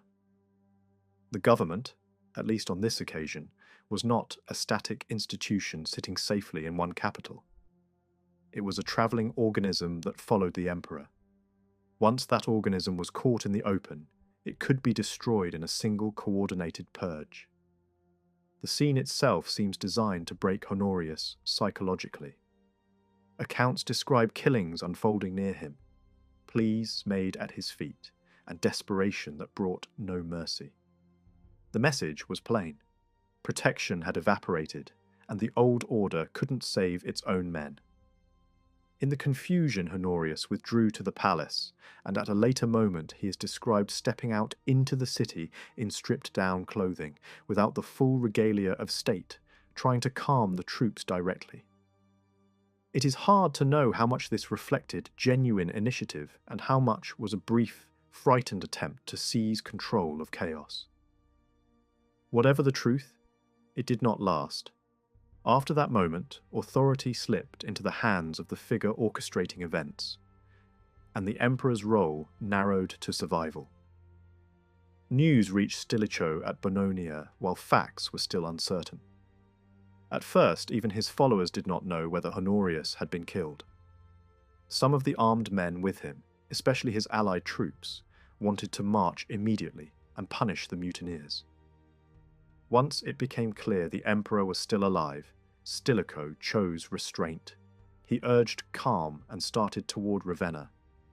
Yet as reports spread that Olympius had turned the emperor against him and that an arrest order was coming, Stilicho moved cautiously and sought sanctuary overnight in a church outside the city. The next morning, soldiers entered the church and swore before the bishop that they had been ordered to arrest him, not murder him. Stilicho allowed himself to be led out under guard. Then the story turned sharply. A second message arrived reversing the earlier instruction and sentencing him to death as an enemy of the state. On August 22nd, he submitted without resistance, forbidding those around him to fight for him. Soon afterward, his son, Eucherius, was also killed. The collapse was not limited to one man. It was meant to erase a political household. The aftermath carried immediate military consequences.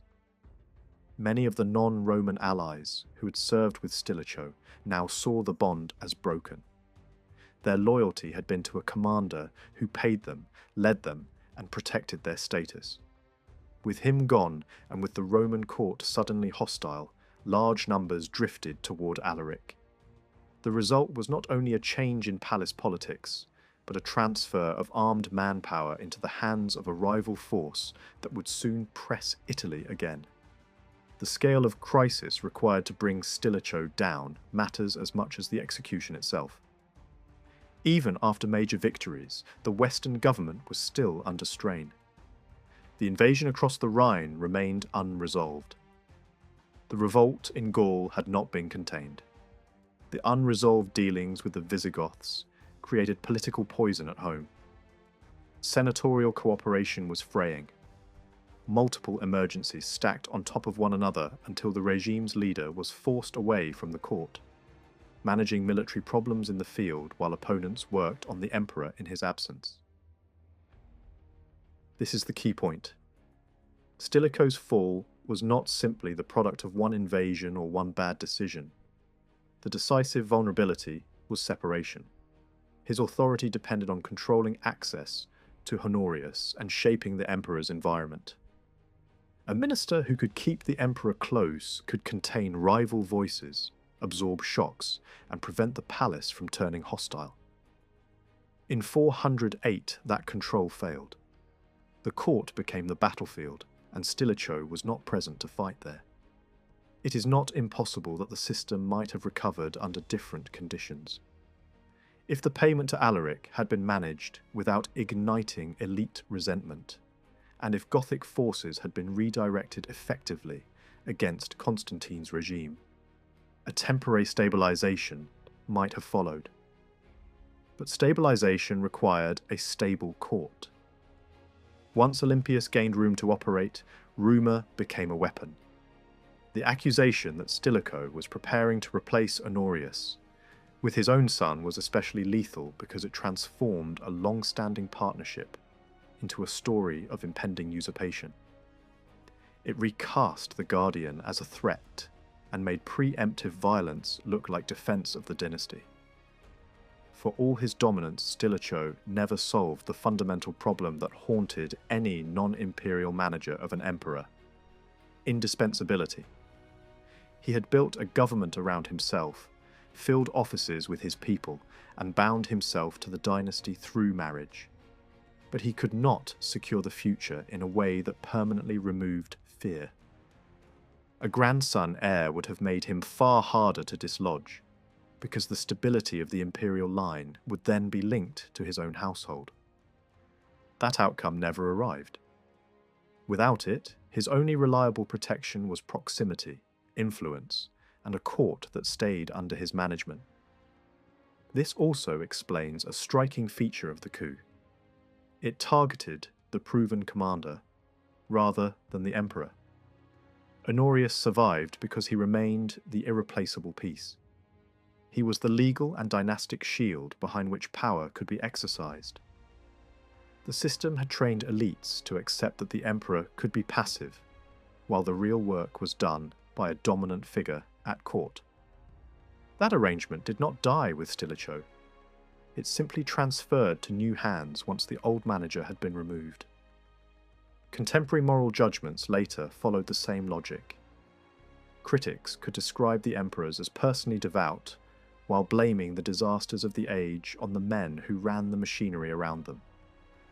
Stilicho's enemies, and later some commentators, could frame him as the one who armed the empire's foes through deals and payments.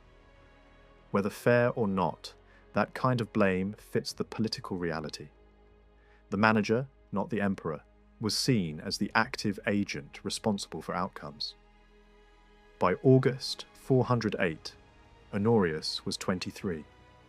Stilicho's fall had happened around him rather than because of him. The emperor's part was largely passive. He accepted what the new power at court demanded, and the machinery moved. That moment could have marked a turning point. With Stilicho gone, the adult emperor finally had room to seize control and govern directly.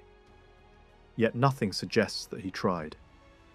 Instead of stepping into the empty space, Honorius allowed it to remain empty until someone else filled it. There was no clear attempt to become the driving force of his own government.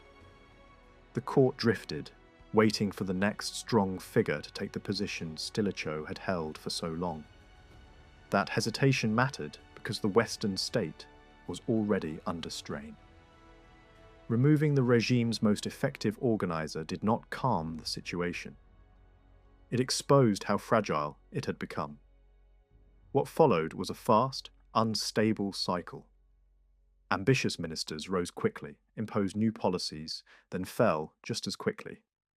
Each shift changed priorities, alliances, and strategy. Instead of steady direction, the government lurched from one approach to another. The pressures on the frontiers and inside the provinces did not ease. In several ways, they intensified, because the one man who had kept the system functioning had been eliminated. One notorious result of this inconsistency was the refusal to honour agreements, whether made with allies, rivals, or enemies. The cost of that unreliability would be paid in 410, when Alaric's army entered Rome. Honorius's inertia after Stilicho's death also revealed something about the previous 13 years. From 395 to 408, the Western regime had often been presented as a partnership, the emperor as the legitimate figurehead, and the general as the active hand. Once the active hand was removed, the figurehead did not transform into a leader. That gap made it hard to pretend that the arrangement had ever been anything other than shared rule in name and delegated rule in practice. It also encouraged a dangerous lesson inside the court, that the safest way to manage a ruler raised from childhood as a ceremonial presence was to keep pairing him with a dominant operator even after he reached adulthood. That model, however, contained a built-in risk. It relied on the emperor's willingness, to keep accepting the arrangement. Honorius's personal abilities remain difficult to measure. The sources do not allow a clear psychological portrait. It is possible he lacked the capacity or confidence to exercise independent command. It is also possible that years of staged ritual, carefully controlled audiences, and public appearances had trained him for symbolism rather than decision-making, leaving him uncertain when the controlling structure vanished. Another explanation is colder and more calculating. Recent history offered grim examples of young emperors who tried to shift from ceremonial status into real power and paid for it. Honorius may have concluded that survival depended on avoiding initiative.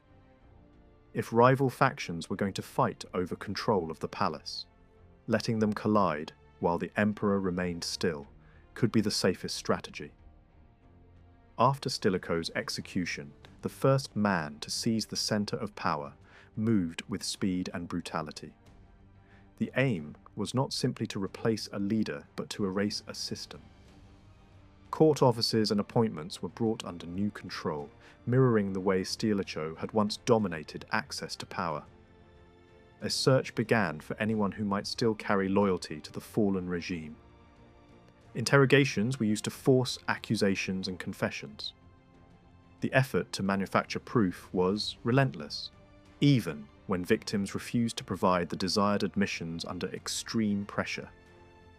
Rewards were distributed to those who had helped bring down Stilicho. The man who carried out the execution received a coveted command, while associates of Stilicho were removed, and in several cases killed. Those who had participated in eliminating Stilicho's son were compensated with positions in the new order. The emperor was also pushed to abandon his newest marriage tie to Stilicho's family, severing the last formal connection that could remind anyone of the old partnership. Public messaging followed quickly. New official language cast Stilicho as an enemy of the state and treated his supporters as criminals. Their property was seized for the imperial treasury. Rules were issued to deny them access to the court and to Rome itself, cutting off appeals, petitions, and legal recovery.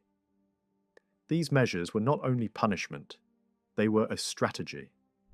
Keeping former insiders away from the emperor increased the emperor's dependence on the new circle around him. Isolation became a method of control. At the same time, the court signalled a shift in foreign posture. Steps were taken to ease tensions with the Eastern government. Restrictions that had been put in place during the previous regime were lifted, and the change was presented as a return to normal relations. Even here, the pattern repeated. The person guiding policy mattered as much as the emperor's own will, because the emperor was not acting as an independent strategist. Yet the new government did not rule with an entirely new staff. Several leading aristocrats accepted office under the post-Stilicho regime, including men with deep family networks and previous experience of power.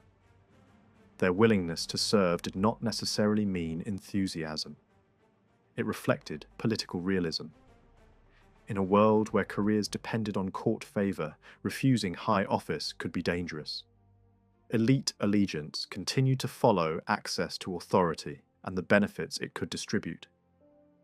The new ministers also tried to stabilise support in Italy by offering financial concessions and easing burdens that had caused resentment under the previous regime's military spending. Religious policy also became more visible.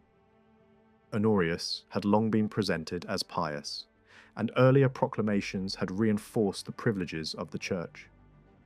After 408, however, religious legislation appeared more frequently and more emphatically. This had a political purpose as well as a religious one. With the court shaken by violence and rapid turnover, public emphasis on divine favour helped rebuild legitimacy. If the emperor could be shown as protected by heaven, then the regime could claim continuity, even while personnel changed. One episode in North Africa captures the atmosphere created by Stilicho's death. In a town where tensions between Christian and traditional civic celebrations ran hot, violence erupted after a bishop tried to disrupt a procession. The situation spiraled into riots, a killing, and the destruction of church property. Local authorities failed to respond effectively. What makes this event especially revealing is the interpretation that spread alongside it. People began acting as if laws passed under the previous regime no longer counted. The moment a powerful minister died, the validity of policy itself seemed uncertain. That perception tells its own story about who was believed to be in charge. A leading African bishop took the case to the Imperial court, appealing directly to the new strongman there. The letter that accompanied the mission carried a blunt message. Opponents of church policy claimed that earlier laws had been issued without the emperor's true consent, and they used that claim to justify violence. The appeal demanded a clear demonstration that the emperor's authority stood behind those measures. In other words, it treated the regime change as a moment when the emperor had to prove that decisions were truly his. The fact that such an argument made sense to audiences far from Italy shows how widely the empire understood the reality of court power. Ministers came and went, the emperor remained, but many people believed policy depended on the minister. While religious messaging intensified, the core military crisis did not disappear. Stilicho's death solved nothing about the threats facing the West. A new regime still had to face the Visigoths under Alaric, other invading groups, and the rival Imperial centre in Gaul. The most immediate danger was inside Italy itself, and it demanded quick, coherent action. Alaric, despite the swelling of his forces with angry former allies of Stilicho, still explored the possibility of settlement. He offered to withdraw in exchange for payments and hostages. The court refused. The refusal was not followed by a decisive military strike either. The result was paralysis, neither peace nor war. With no agreement and no effective counterattack, Alaric marched on Rome. His first siege began late, in 408. What followed over the next 2 years became a grim cycle of pressure, bargaining, and breakdown. Demands were made, then reduced. Delegations travelled between Rome and the court, growing more desperate as conditions inside the city worsened. The Senate negotiated on behalf of a starving population, while Ravenna provided little effective relief.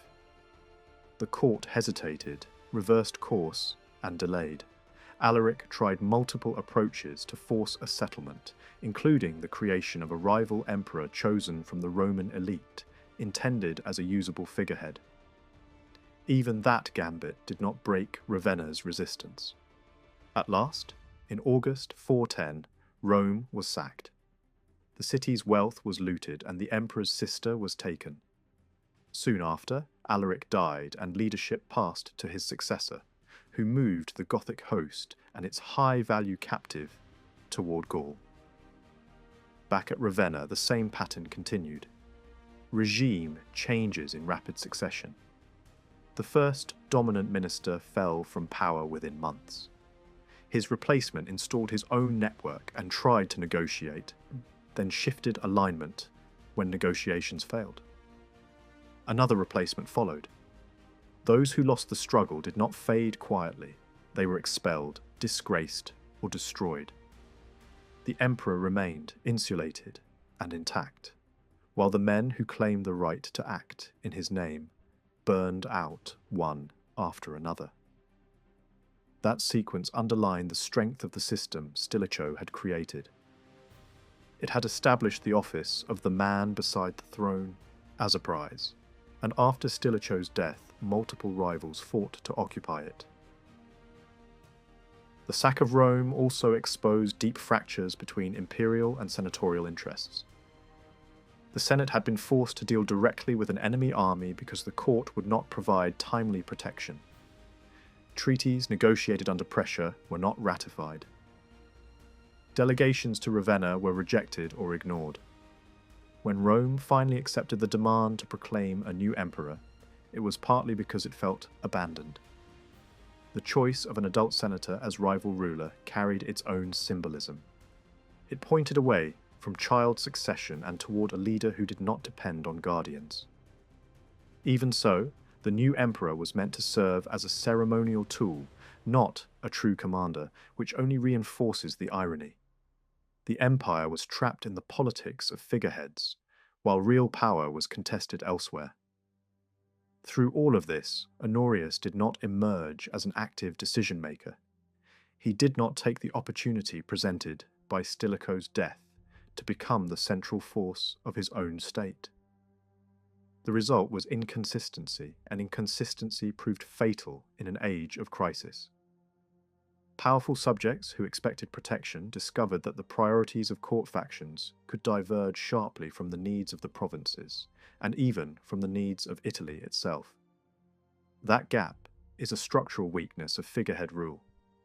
When the emperor does not command, policy reflects the ambitions and fears of ministers, not the broader interests of the realm.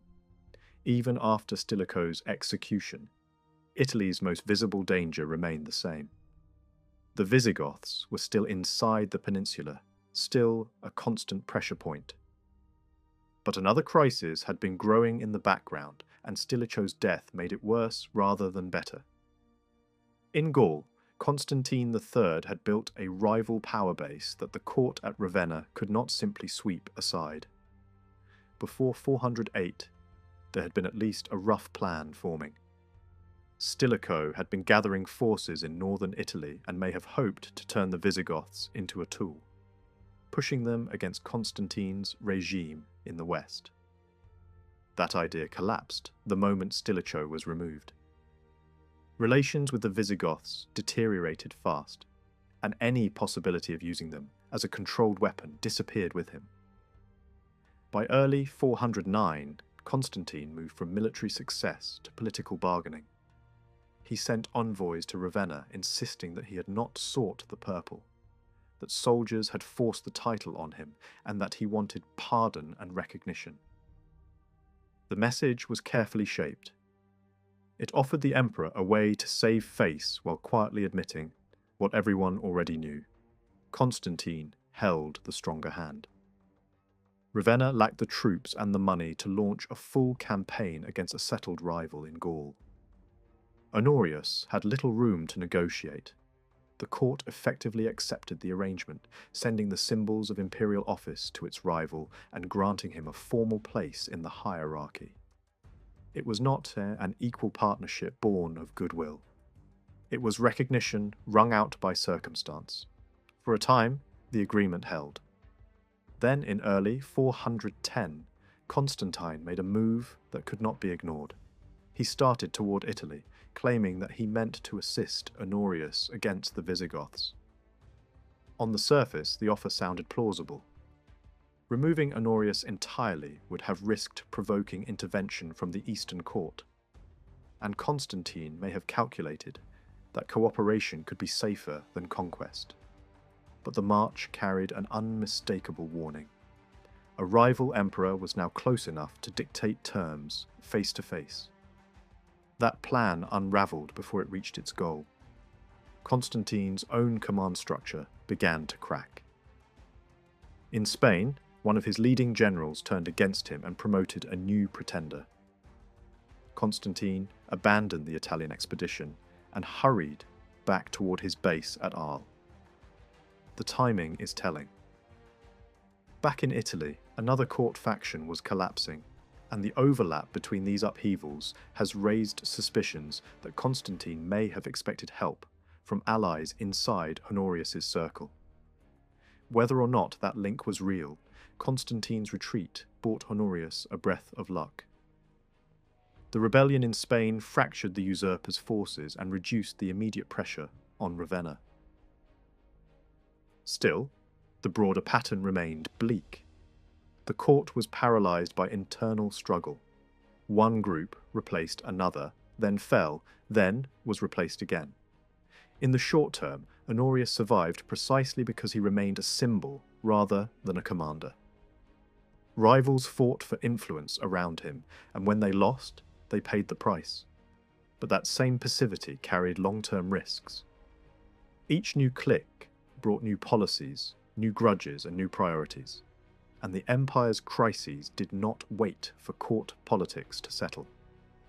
The Visigoths remained a threat, Gaul remained unstable, and the emergencies that had helped destroy Stilicho's regime were still unresolved years later.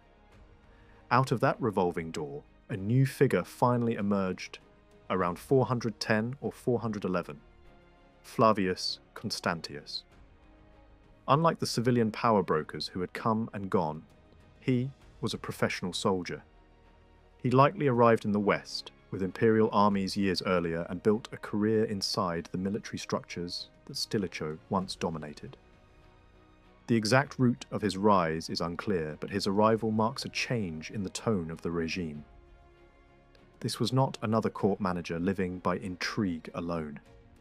This was a commander who would try to restore control through campaigns. Constantius took command of the Western army and moved against the usurpers in Gaul. The era of reluctant coexistence with Constantine III ended. A strong general with his own future ambitions could not tolerate a rival emperor with an established state and a dynastic plan. Over the course of 411, Constantius conducted a hard, decisive operation. Constantine was trapped and besieged at Arles. At the same time, the rebel general who had broken away from Constantine's camp was also destroyed, and Constantine's son was eliminated, before Constantius even reached the final stage of the campaign. Honorius' government, after years of humiliation and chaos, finally won a clear victory in Gaul. The victory did not end the story immediately. Late in 411, another claimant appeared. Jovinus, a noble with strong backing among groups settled near the frontier. His rise shows something crucial about the mood in Gaul. The region had lived through years of neglect, competing authorities, and shifting loyalties. Some elites had already served under Constantine, and they were willing to serve again under whoever offered protection and access to power.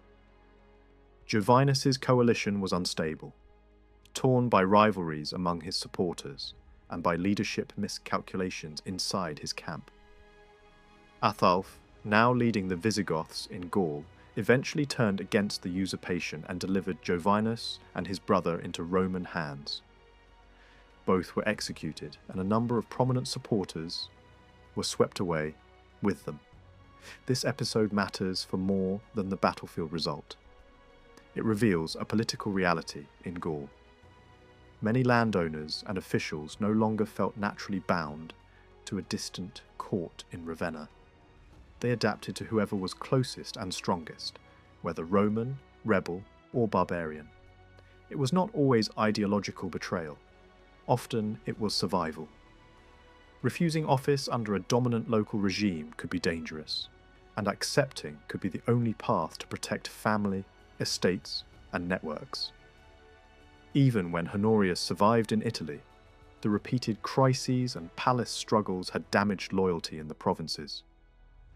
Constantius's successes changed that balance. Military victories gave him a secure position at court that earlier ministers lacked. They also confirmed an old rule: in a system built around a ceremonial emperor, the strongest claim to authority belonged to the person who could actually command armies and win. The partnership model that Stilicho had perfected did not disappear with him. It simply changed hands. Honorius stayed the symbol. Constantius became the active partner. In 413, another shock hit the system. The commander in Africa, the same man who had once been rewarded for loyalty to the court, withheld grain shipments and then sailed toward Italy with armed force. The rebellion ended quickly.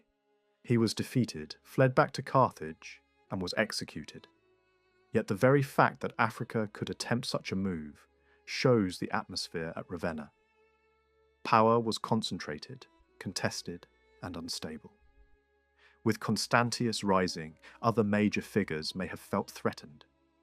Even from across the sea, the attraction of becoming the man beside the throne was obvious, and so was the danger of being on the wrong side of the new order. After the rebellion collapsed, the estates of the defeated man were absorbed by the winner, strengthening Constantius further. While Gaul was being stabilized, the Visigoth problem remained, now shifted into a new phase. After helping bring down Jovinus, Athiulf reopened contact with Ravenna. The court, however, struggled to meet his demands, especially as grain shortages deepened. Then Athiulf took a step that changed the political landscape. He married Galla Placidia, the emperor's sister. The wedding was staged with deliberate symbolism. Roman ceremony, Roman songs, Roman aristocratic participation. And Athiulf dressed not as an outsider but as a Roman-style commander. The message was unmistakable. He was no longer behaving like a raider seeking loot. He was presenting himself as a man who could operate inside the Roman world and reshape it. Local nobles in Gaul played along.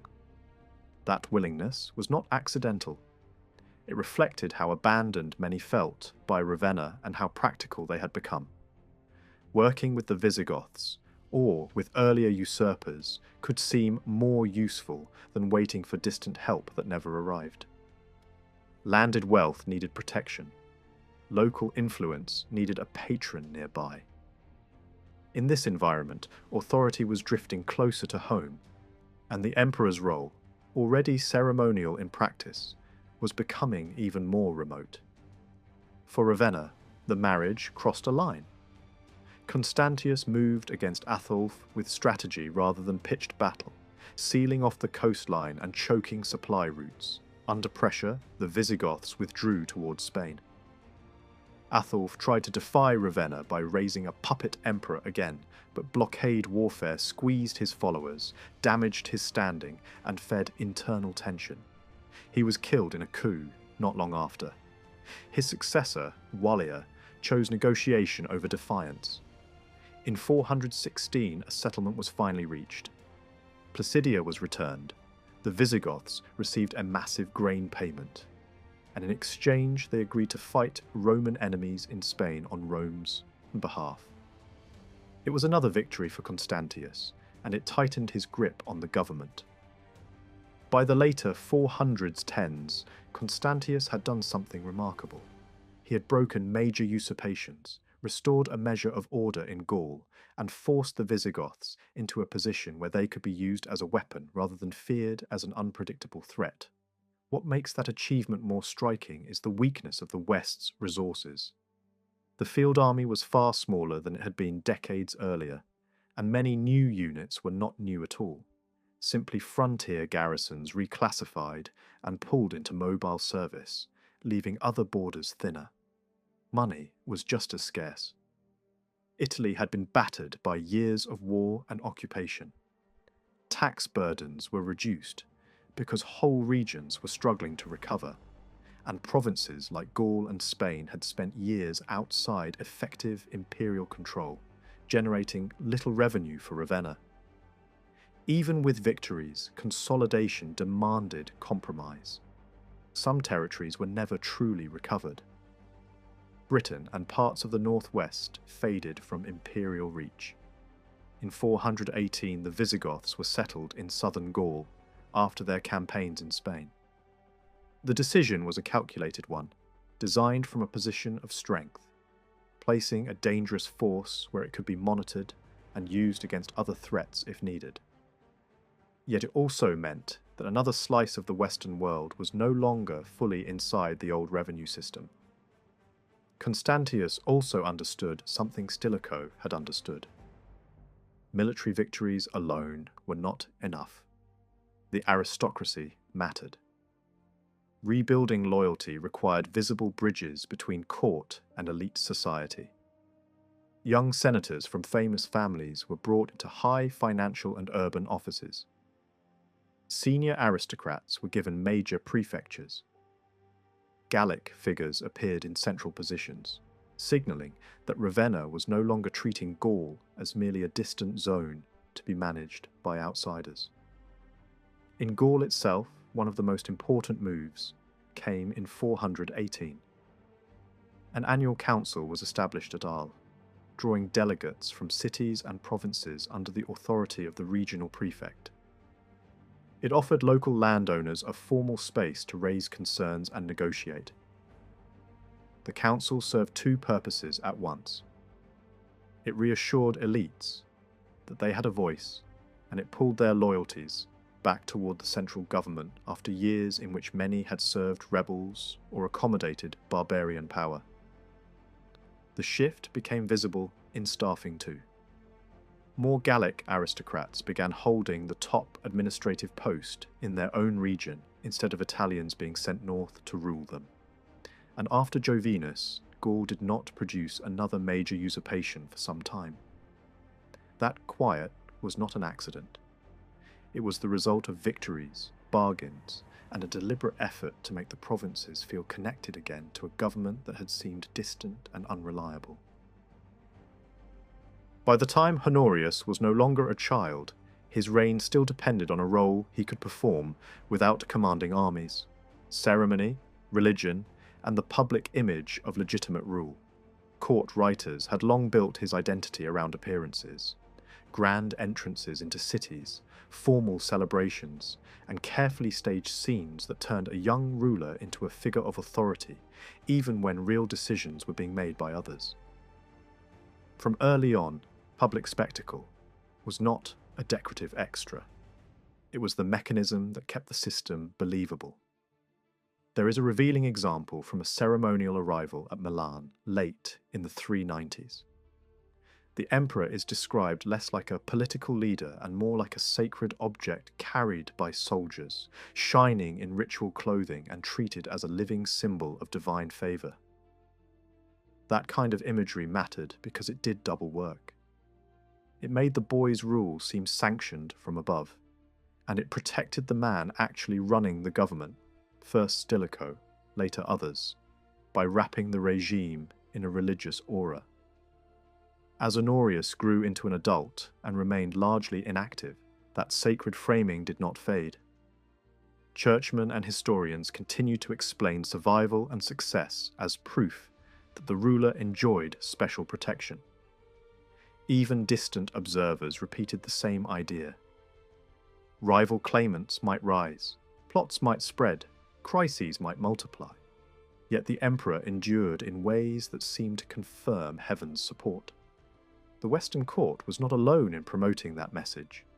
Similar language was used in the East, so the concept of a divinely favoured Christian emperor became part of imperial common sense across the Roman world. Visual propaganda carried the point even more effectively than words. Around the middle of the first decade of the 5th century, one remarkable ivory panel presents Honorius dressed as a warrior, even though he had never fought in a campaign. The image pairs military costume with Christian victory language, as if to say that conquest comes through faith rather than personal combat. In that period, official art usually kept religious signs in the background, but here Christian symbolism stands front and centre. The timing is suggestive. It may have been meant to celebrate a victory won by the general in the field, yet credited to the emperor whose name and legitimacy framed the war. Coins told the same story. From childhood onward, Honorius was repeatedly shown wearing armour, cloaks, helmets, and carrying weapons. Later, issues emphasise Christian power even more strongly, presenting him as the ruler whose authority is validated from above and whose enemies fall beneath him. Whether those images appeared just before or after the fall of Stilicho, they fit the same political need: to reassure the public that the emperor's position was firm at a time of military danger and dynastic uncertainty, especially after the death of his brother in the east. Accounts of grand ceremonies from the later reign are scarce, but there are flashes that show the old style continued. Even when others fought, the emperor could still preside over rituals that looked like victory, justice, and renewal. A defeated rival could be paraded and punished. A journey to Rome could be staged as a sign that the ancient capital still mattered. In these performances, the traditional claim remained intact. The emperor brings victory, even if he never rides to war. That was not accidental. It kept the partnership model working.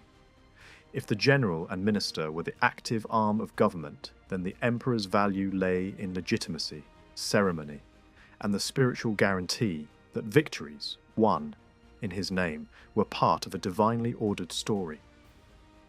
Religion was central to this image, and the law code became one of its main tools. From the later 400s onward, the volume of rulings on church matters grows noticeably. The empire was under strain, and the court answered in a way that made a clear statement. The emperor remained God's chosen ruler, protecting the state by guarding the faith. Earlier measures had often been cautious and limited. Later measures became broader, more confident, and more insistent about discipline, doctrine, church authority, and the handling of rival Christian groups. At times, the turbulence of events produced contradictory decisions, including a short-lived move toward wider tolerance that was soon reversed. But the overall direction is consistent. Religion offered a field in which an emperor who avoided war could still act as emperor. Many of these rulings were triggered by petitions rather than sudden inspiration. Delegations travelled constantly to the court seeking confirmations, punishments, reversals, or restatements of previous decisions. This traffic became so common that church leaders tried to control it, pushing disputes to be filtered through Rome before they were allowed to reach the imperial court. That arrangement served both sides. The court reduced the number of conflicts landing at its doorstep, and the Bishop of Rome gained leverage by controlling access. It also meant that when a crisis erupted, riots, violence, contested elections, Honorius could be seen doing something meaningful, issuing decisions that reinforced order, orthodoxy, and the idea of a realm protected by correct belief. North Africa provides a clear example of how far this went. The state moved toward harsh classification and punishment of dissident groups, and eventually demanded formal councils and debates that ended with sweeping rulings, followed by penalties for those who refused compliance. In another famous controversy, teachings associated with Pelagius were condemned after conflicting judgments across different regions and church leaders. These actions presented the emperor as guardian of religious unity and therefore guardian of stability. Even the emperor's disputes with his brother in the east could be framed in religious language. When church leaders were mistreated or exiled in Constantinople, Honorius's court protested in terms that made him sound like an elder statesman defending the proper order of church and empire. He insisted that bishops should handle doctrine while emperors enforce religious obedience, a convenient formulation that allowed him to claim moral authority without requiring personal military leadership. Public piety also took architectural form, and one project stands out: a dynastic mausoleum attached to the great shrine of St. Peter in Rome. The dating is uncertain, but it appears to belong to the early 5th century. For generations, emperors had been buried far from Rome, and the East had developed a powerful tradition of imperial burial linked to a major church in Constantinople. The West lacked a comparable Christian dynastic centre. Establishing an imperial burial place at the most prestigious martyr shrine in Rome was therefore a statement with multiple audiences in mind. It signalled renewed attention to the old capital, linked the imperial family directly to an apostolic sanctuary, and may even have been a quiet challenge to the Eastern court's prestige. Later discoveries during rebuilding work at St. Peter's revealed that Honorius's first wife, Maria, had been buried there with extraordinary wealth. Other imperial burials were found nearby, though not all could be identified. Records from later centuries state that Honorius himself was eventually laid to rest there as well.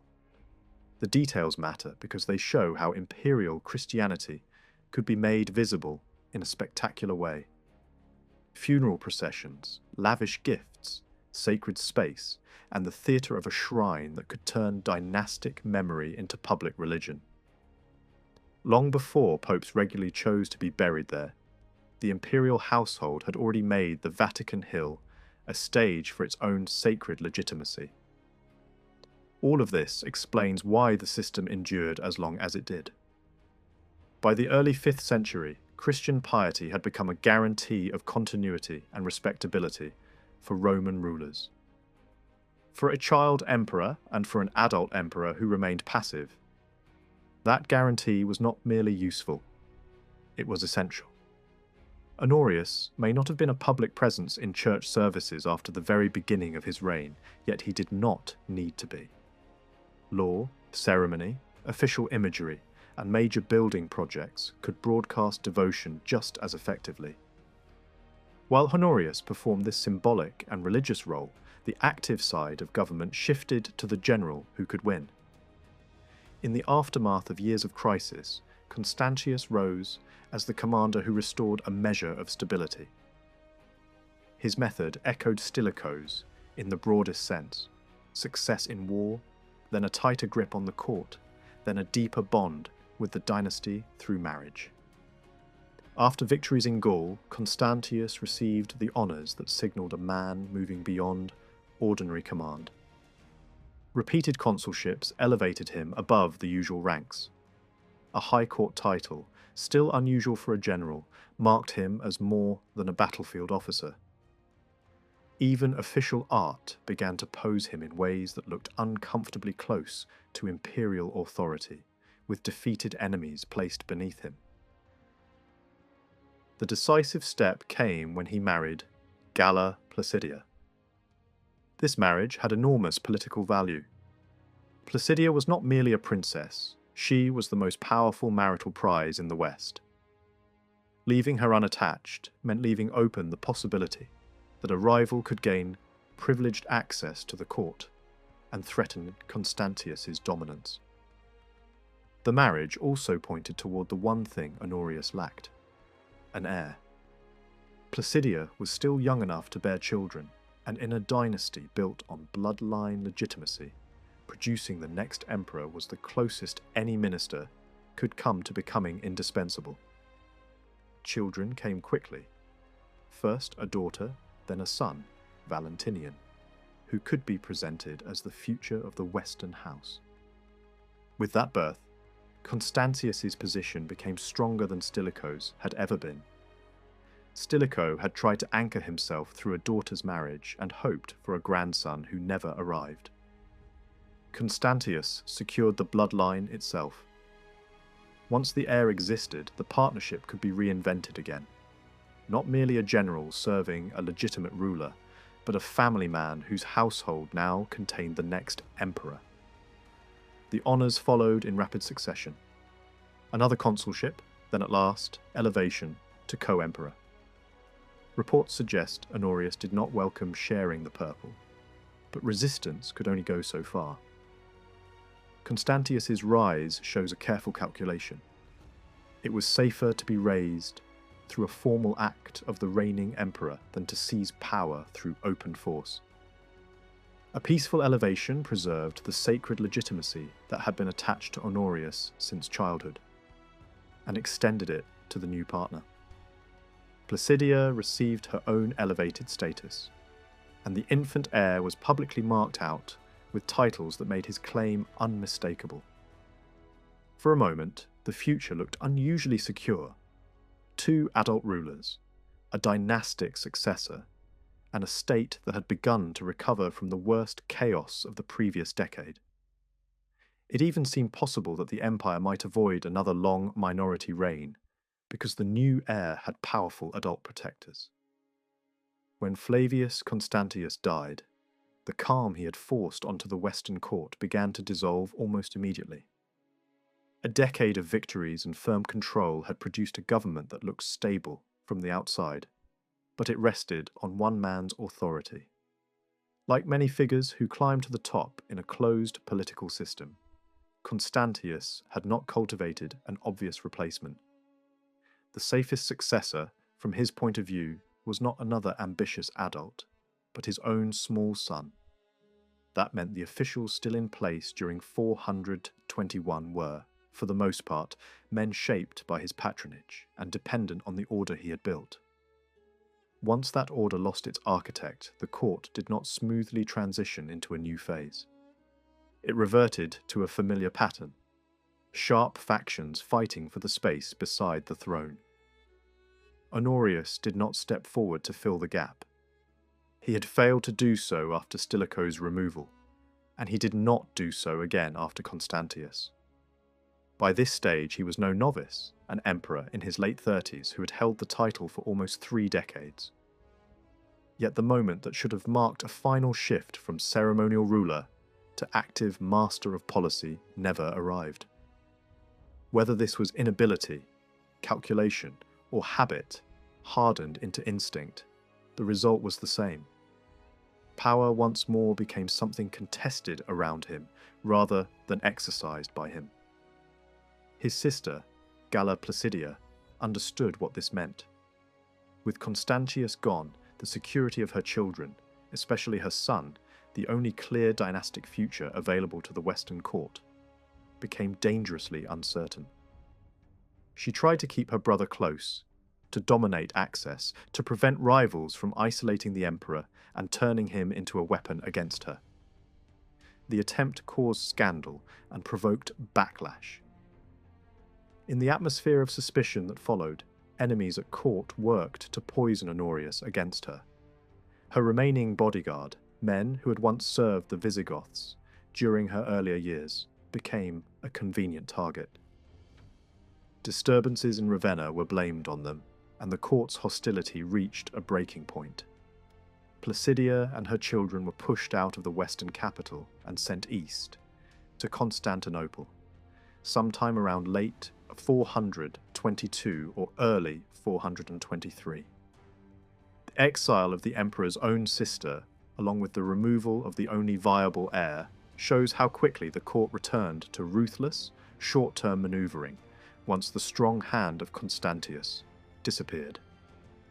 The final year of Honorius's reign becomes difficult to map with certainty because the sources are thinner and the power structure more unstable. Yet several military figures emerge as the most plausible contenders for influence. One was Asterius, a commander associated with operations in the far west, who had achieved real results against external enemies and even captured a former claimant. He seems to have risen quickly and then vanished from the record.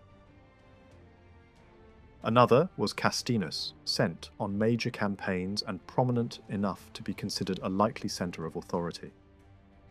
Then there was Boniface, who began alongside Castinus, but broke with him and withdrew to Africa. Boniface remained linked to Placidia's cause, supporting her from afar and positioning himself as a counterweight to the hostile circle at Ravenna. These men matter not simply as individuals, but because they show what the court had become. The contest for control repeatedly gravitated toward generals, because only military men could plausibly promise safety in an empire under constant pressure. Castinus, in particular, stands out as someone who may have gained from Placidia's removal. His later actions suggest that he was not merely an officer carrying out orders, but a player in the struggle for the throne's direction. Yet even those who succeeded in pushing Placidia aside did not get long to enjoy their victory. Honorius died in August 423, still relatively young, reportedly weakened by illness. Once again, the emperor survived every purge and factional storm around him, only to be claimed by natural causes. The ministers and generals who fought to control his government, by contrast, were far less safe. Looking back across the long arc of Honorius's reign, a clear pattern emerges. The Western Empire had been learning, often painfully, how to function under child rulers and figurehead emperors. Earlier generations had witnessed the dangers. A boy on the throne could invite civil conflict as rival power brokers arranged themselves around him or tried to replace him. Yet by the end of the 4th century, the system had started to adapt. A dynastically legitimate child could sometimes prevent open war by giving competing interests a single name to rally around.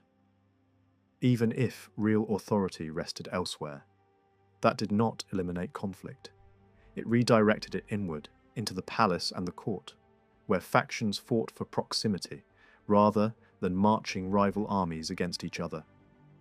Honorius came to power at the age of 10 and could not rule independently. The state continued to function because the late Roman bureaucracy and legal machinery could keep moving even when the emperor was young. That allowed the court to project normality. It also allowed ambitious men to treat the imperial office as something that could be managed, guarded, and used. From the beginning, religious language and dynastic loyalty were fused into a protective narrative. The young emperor was presented as pious, divinely endorsed, the rightful heir of a victorious father. The promise of youth became a political tool. It reassured key audiences while buying time for the real government to be conducted by others.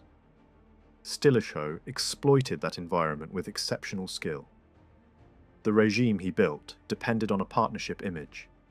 The child provided legitimacy and a sense of future, while the guardian provided experience, command, and results. Marital ties tightened the grip. Patronage filled offices with loyal men. Successes against crises, some real, some magnified by propaganda, kept the partnership plausible. Contemporary observers could see where power truly lay and often complained that the emperors were rulers in name while ministers enriched themselves. But those complaints did not break the system. Only a convergence of disasters did. Mounting military emergencies, political resentment among elite circles, and a ruthless court rival who exploited the moment when Stilicho was separated from the emperor. When Stilicho was eliminated in 408, Honorius was already in his 20s. The chance to rule personally was finally there. He declined it. Instead, he let new power seekers crash into one another and fall. That choice may have looked passive, even weak, but it was also survivable. Unlike earlier young emperors whose attempts at independence ended in violence, Honorius endured. The throne became a shelter behind which others fought, while he embodied continuity. Outside the inner circle, the emperor's mere presence could still suggest stability, even as policies changed rapidly and crises worsened. The cost, however, was severe. The court's internal warfare produced hesitation and inconsistency. Negotiations with enemies became erratic. Promises were made and abandoned.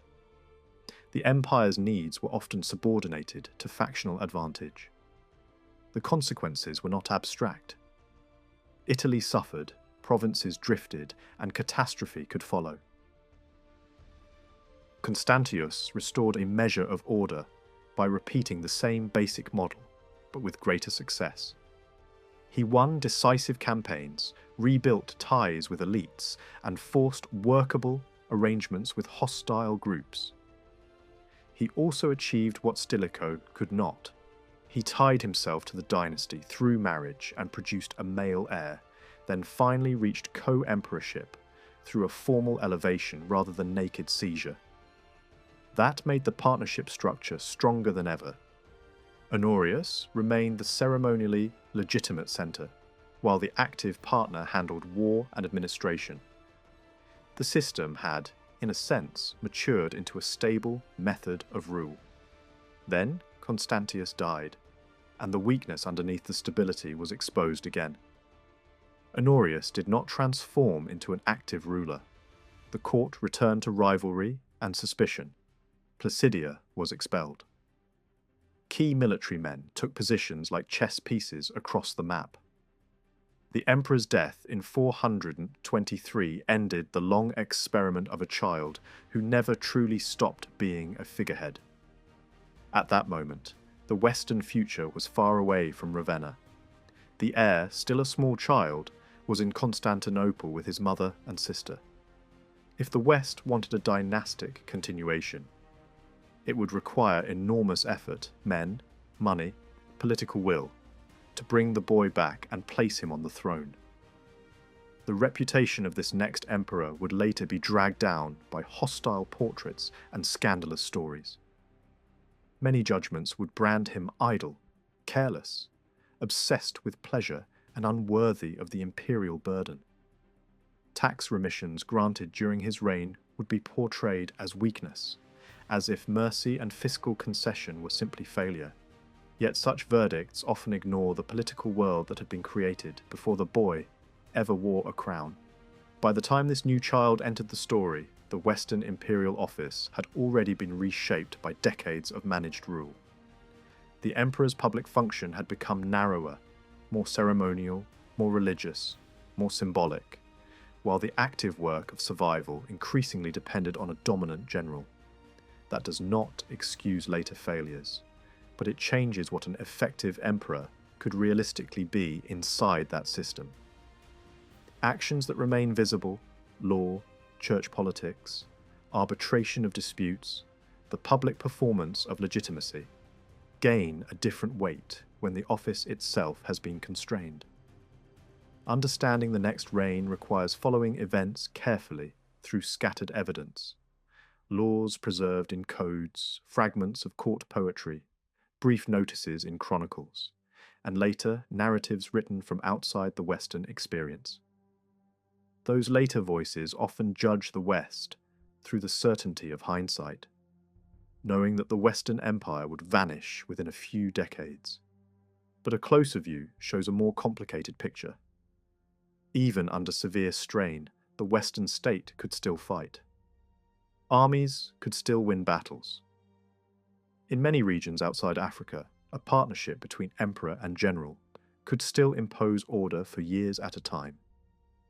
By the 420s, the Western Empire was no longer treating a child on the throne as a temporary emergency.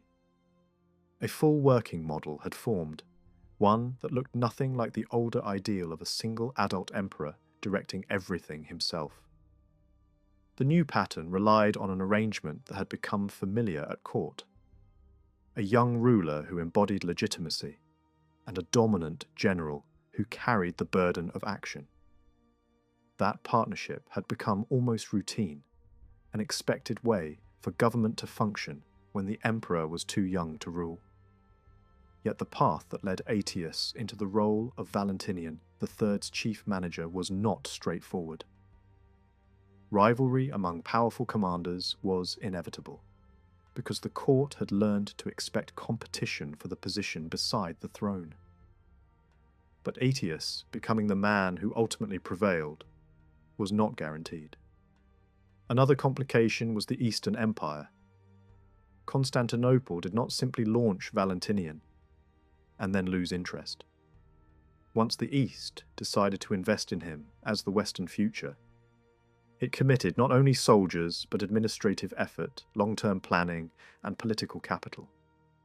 That meant Aetius, even at the height of his Western influence, would always have to operate under the shadow of Eastern involvement.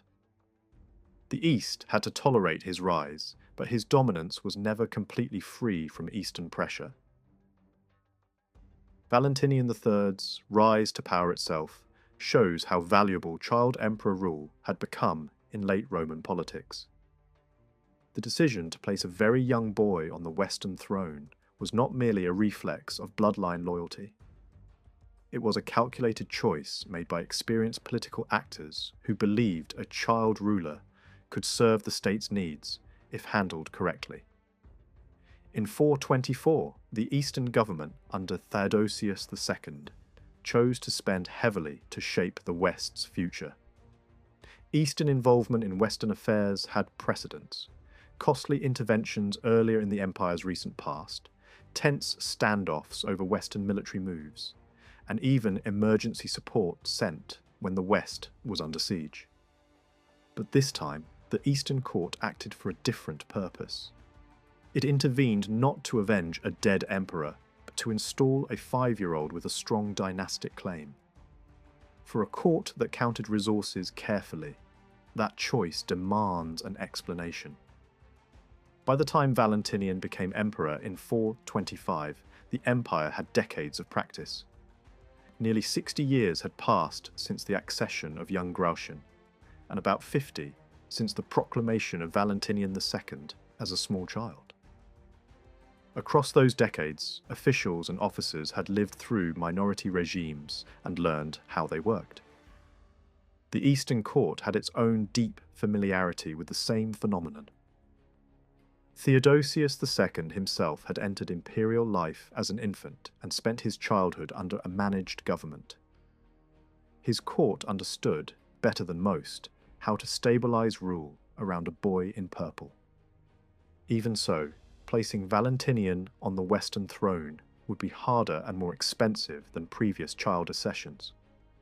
The fact that the East still chose to do it shows how far the system had evolved. Child emperor rule was no longer seen as fragile improvisation. It had become a usable tool of statecraft. Valentinian's background made him an obvious candidate once a decision was made. He was the son of Galla Placidia and Constantius III, linked directly to the ruling house. He had already been granted high rank while Honorius lived, but the family's position shifted rapidly. Constantius died, and Valentinian ended up in Constantinople with his mother and sister. The Eastern Court gave them refuge, yet it had not previously recognized all the Western titles Honorius had conferred on them.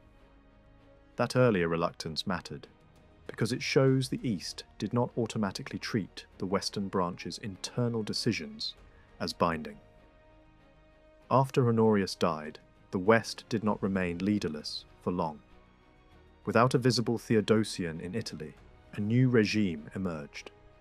The new ruler was John, a senior court official rather than a battlefield commander, proclaimed in Rome late in 423. Details of his short reign are uneven, but it is difficult to imagine a civilian figure holding power without strong backing from military interests. Support gathered around him from key Western commanders. Castinus aligned himself with the new regime, and Aetius, already influential at court and linked to the Western military world, also supported it. Some have treated Castinus backing a civilian usurper as proof that generals knew the throne itself was too dangerous, or that a soldier emperor was an exception rather than a trend. But the previous decades had been moving in a different direction. Constantius's elevation had not been a strange accident. It represented the peak of a partnership model that had been growing for a generation. Within that same logic, John may have been a deliberate compromise, an emperor who could serve as a ceremonial front while military leaders competed for real leverage. Choosing a civilian could reduce the risk of open civil war between rival generals, because it avoided elevating one commander above the others in a way that would provoke immediate resistance.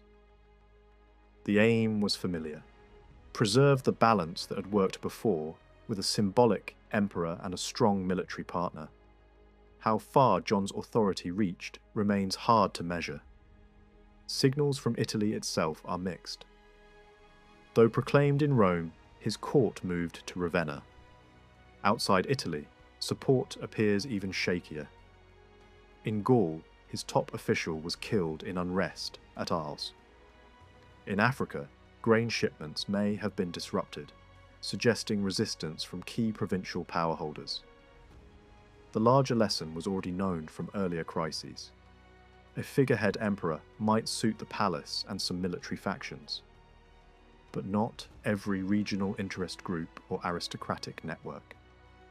In the West, especially, the relationship between a distant court and provincial elites could fracture quickly when policies failed to deliver protection. It would be a mistake, however, to imagine the Eastern Court instantly declaring for Valentinian the moment Honorius died. Accounts suggest Theodosius II did not immediately announce the Western Emperor's death. The delay implies calculation. Honorius's death left Theodosius as the only reigning Augustus across the empire, and for a period he legislated as sole ruler. For months there was no public move to install a Western colleague. That pause matters.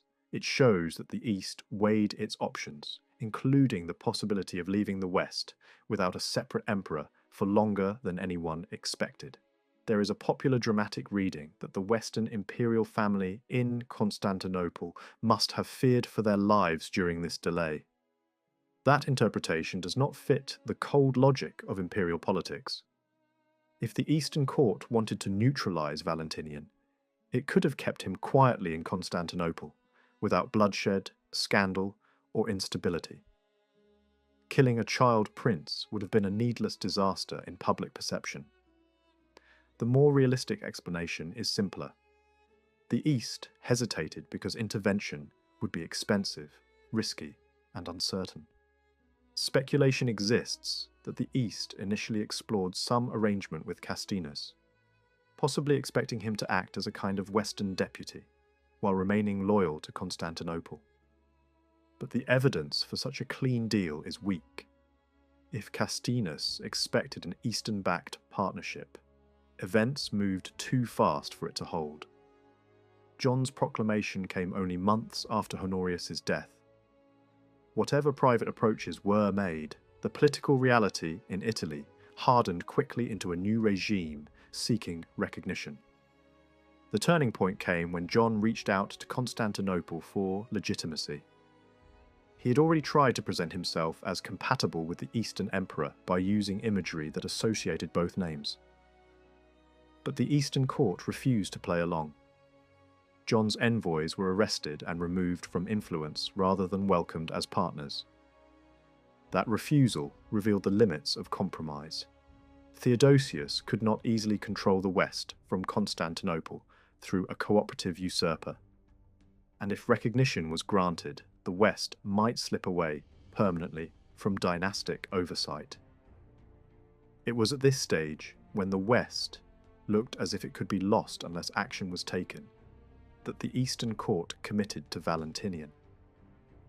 Once the decision was made, the East moved quickly to formalize the Western family's position. Titles previously left in limbo were now validated. Imperial imagery began to honor Placidia. Recognition extended to Constantius after death. At the same time, a marriage alliance was arranged. Valentinian was betrothed to Theodosius II's young daughter, to be fulfilled when they were older. The logic was clear. If a child emperor was being installed at enormous cost, the new Western regime needed to remain tied to Constantinople. A future marriage offered a chain that would be political as well as familial. It also solved another recurring problem of the age. Imperial women could create dangerous rivals through marriage, because ambitious husbands could turn family ties into claims. A marriage between two imperial children avoided that risk. Valentinian was already part of the dynasty, destined for a throne, and therefore not a threat to Theodosius II's position. Few matches could have been safer for the Eastern Emperor's only daughter. With political groundwork laid, the East launched the expedition that would decide the Western throne. A major force set out, led by senior commanders, and it brought Placidia and her children along, an unmistakable sign that the campaign was not merely punitive, but constructive, designed to build a government. The army moved first to Thessalonica. There, in October 424, the 5-year-old Valentinian was formally invested as Caesar by a high Eastern official acting in the emperor's name. The gesture was layered with meaning. Valentinian was elevated, but not all the way. He was marked as junior, dependent and made legitimate by Eastern authority. Public messaging reinforced that hierarchy. The senior emperor remained the source of power. The boy was the beneficiary. The campaign into Italy followed. In the spring of 425, the force split. One part moved by sea, another by land. A moment of crisis struck when the commander at sea was shipwrecked and captured. Some accounts frame what followed as providence, others as clever persuasion and political skill. Captors turned into allies. Danger transformed into opportunity. Meanwhile, the land force advanced and Ravenna fell. The captive commander was freed, the usurper John was seized, and he was sent to Aquileia, where Placidia and her son awaited the outcome. John's fall was staged as a public lesson. He was displayed in humiliating fashion before being mutilated and executed in early summer 425. The performance was not only vengeance, it was a warning to future challengers and a signal to Italy that legitimate power had returned under Eastern sponsorship. A few months later, the expedition moved on to Rome, and there, in October 425, the boy who had been made Caesar a year earlier was raised to Augustus. Again, the ceremony was carried out by an Eastern representative. Choosing Rome as the stage was deliberate. The ceremony could have been done sooner in Ravenna or Aquileia. Instead, the planners waited, and they chose the old imperial capital as the setting for full accession. That decision aimed at the Italian senatorial elite, whose support still mattered, and it echoed Eastern assumptions about how an emperor should be made, through controlled urban ceremony, not merely by military proclamation. Even without many surviving details of the event, exact location, full list of attendees, the precise sequence of ritual, it is clear the process was carefully designed. The pattern across 424 and 425 shows a government thinking in terms of spectacle, hierarchy, and legitimacy. There are strong hints of Constantinopolitan influence in how the new reign was presented. Staged promotions, ordered ceremonies, and public theatre that framed the transfer of power as lawful, divinely favoured, and anchored in tradition. The Eastern Emperor even considered travelling west to preside personally, which would have made the message of seniority even sharper, but illness forced him back. The celebration was not only Western. Constantinople marked the victory too. The campaign had restored a dynastic branch, reasserted Eastern influence, and removed a regime that had tried to negotiate legitimacy from the outside. The new order was presented as a triumph of lawful succession over improvisation, and the messaging continued after the coronation.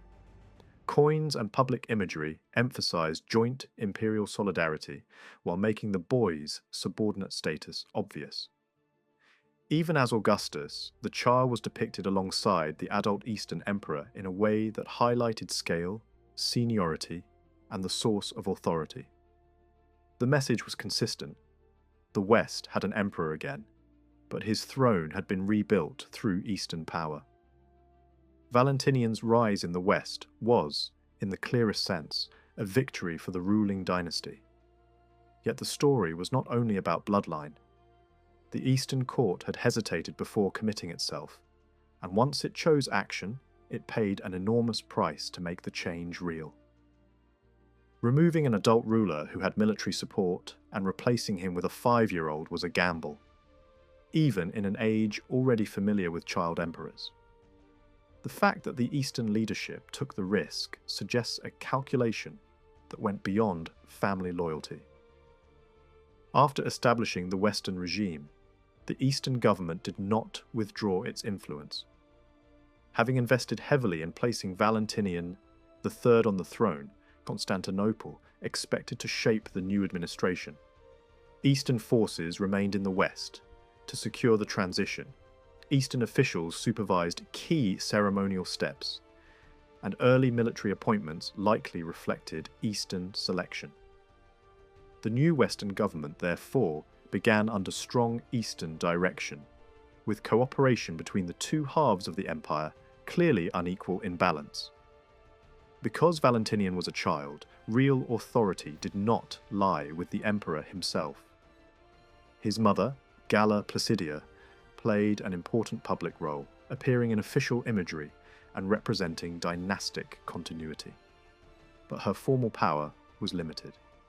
Her influence operated through court presence, wealth, and symbolic authority rather than constitutional control.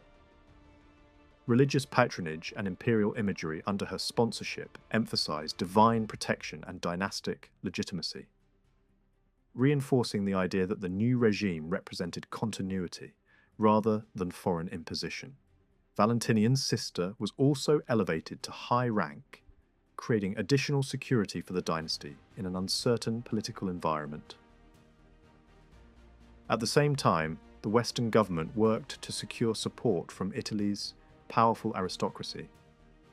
Policies reassured the Senate, protected elite privileges, and reduced financial burdens.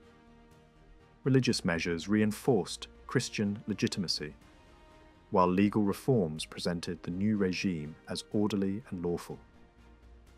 Over time, leading senatorial families gained major administrative offices, showing that cooperation with Roman elites remained essential for political stability.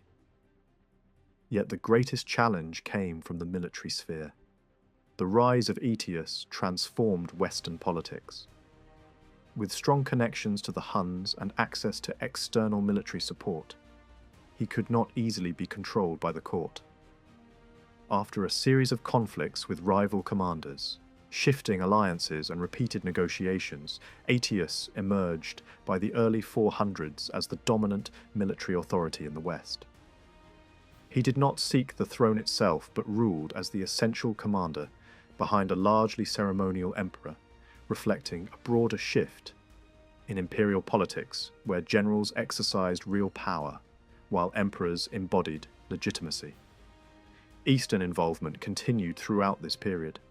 Constantinople intervened in Western affairs, especially during the Vandal invasion of North Africa, and sought to reinforce its senior position through military cooperation, dynastic marriage, and legal initiatives such as the Imperial Law Code.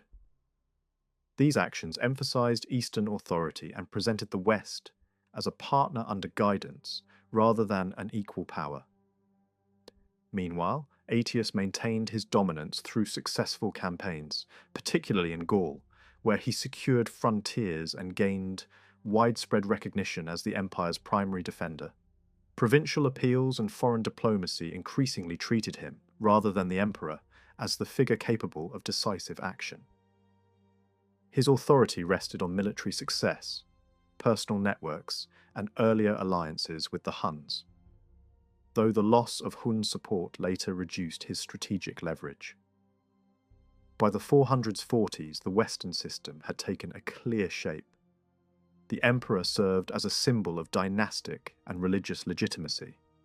The Eastern court claimed senior authority over imperial unity, and Aetius functioned as the operational leader who ensured the empire's survival. This arrangement created a fragile balance of power.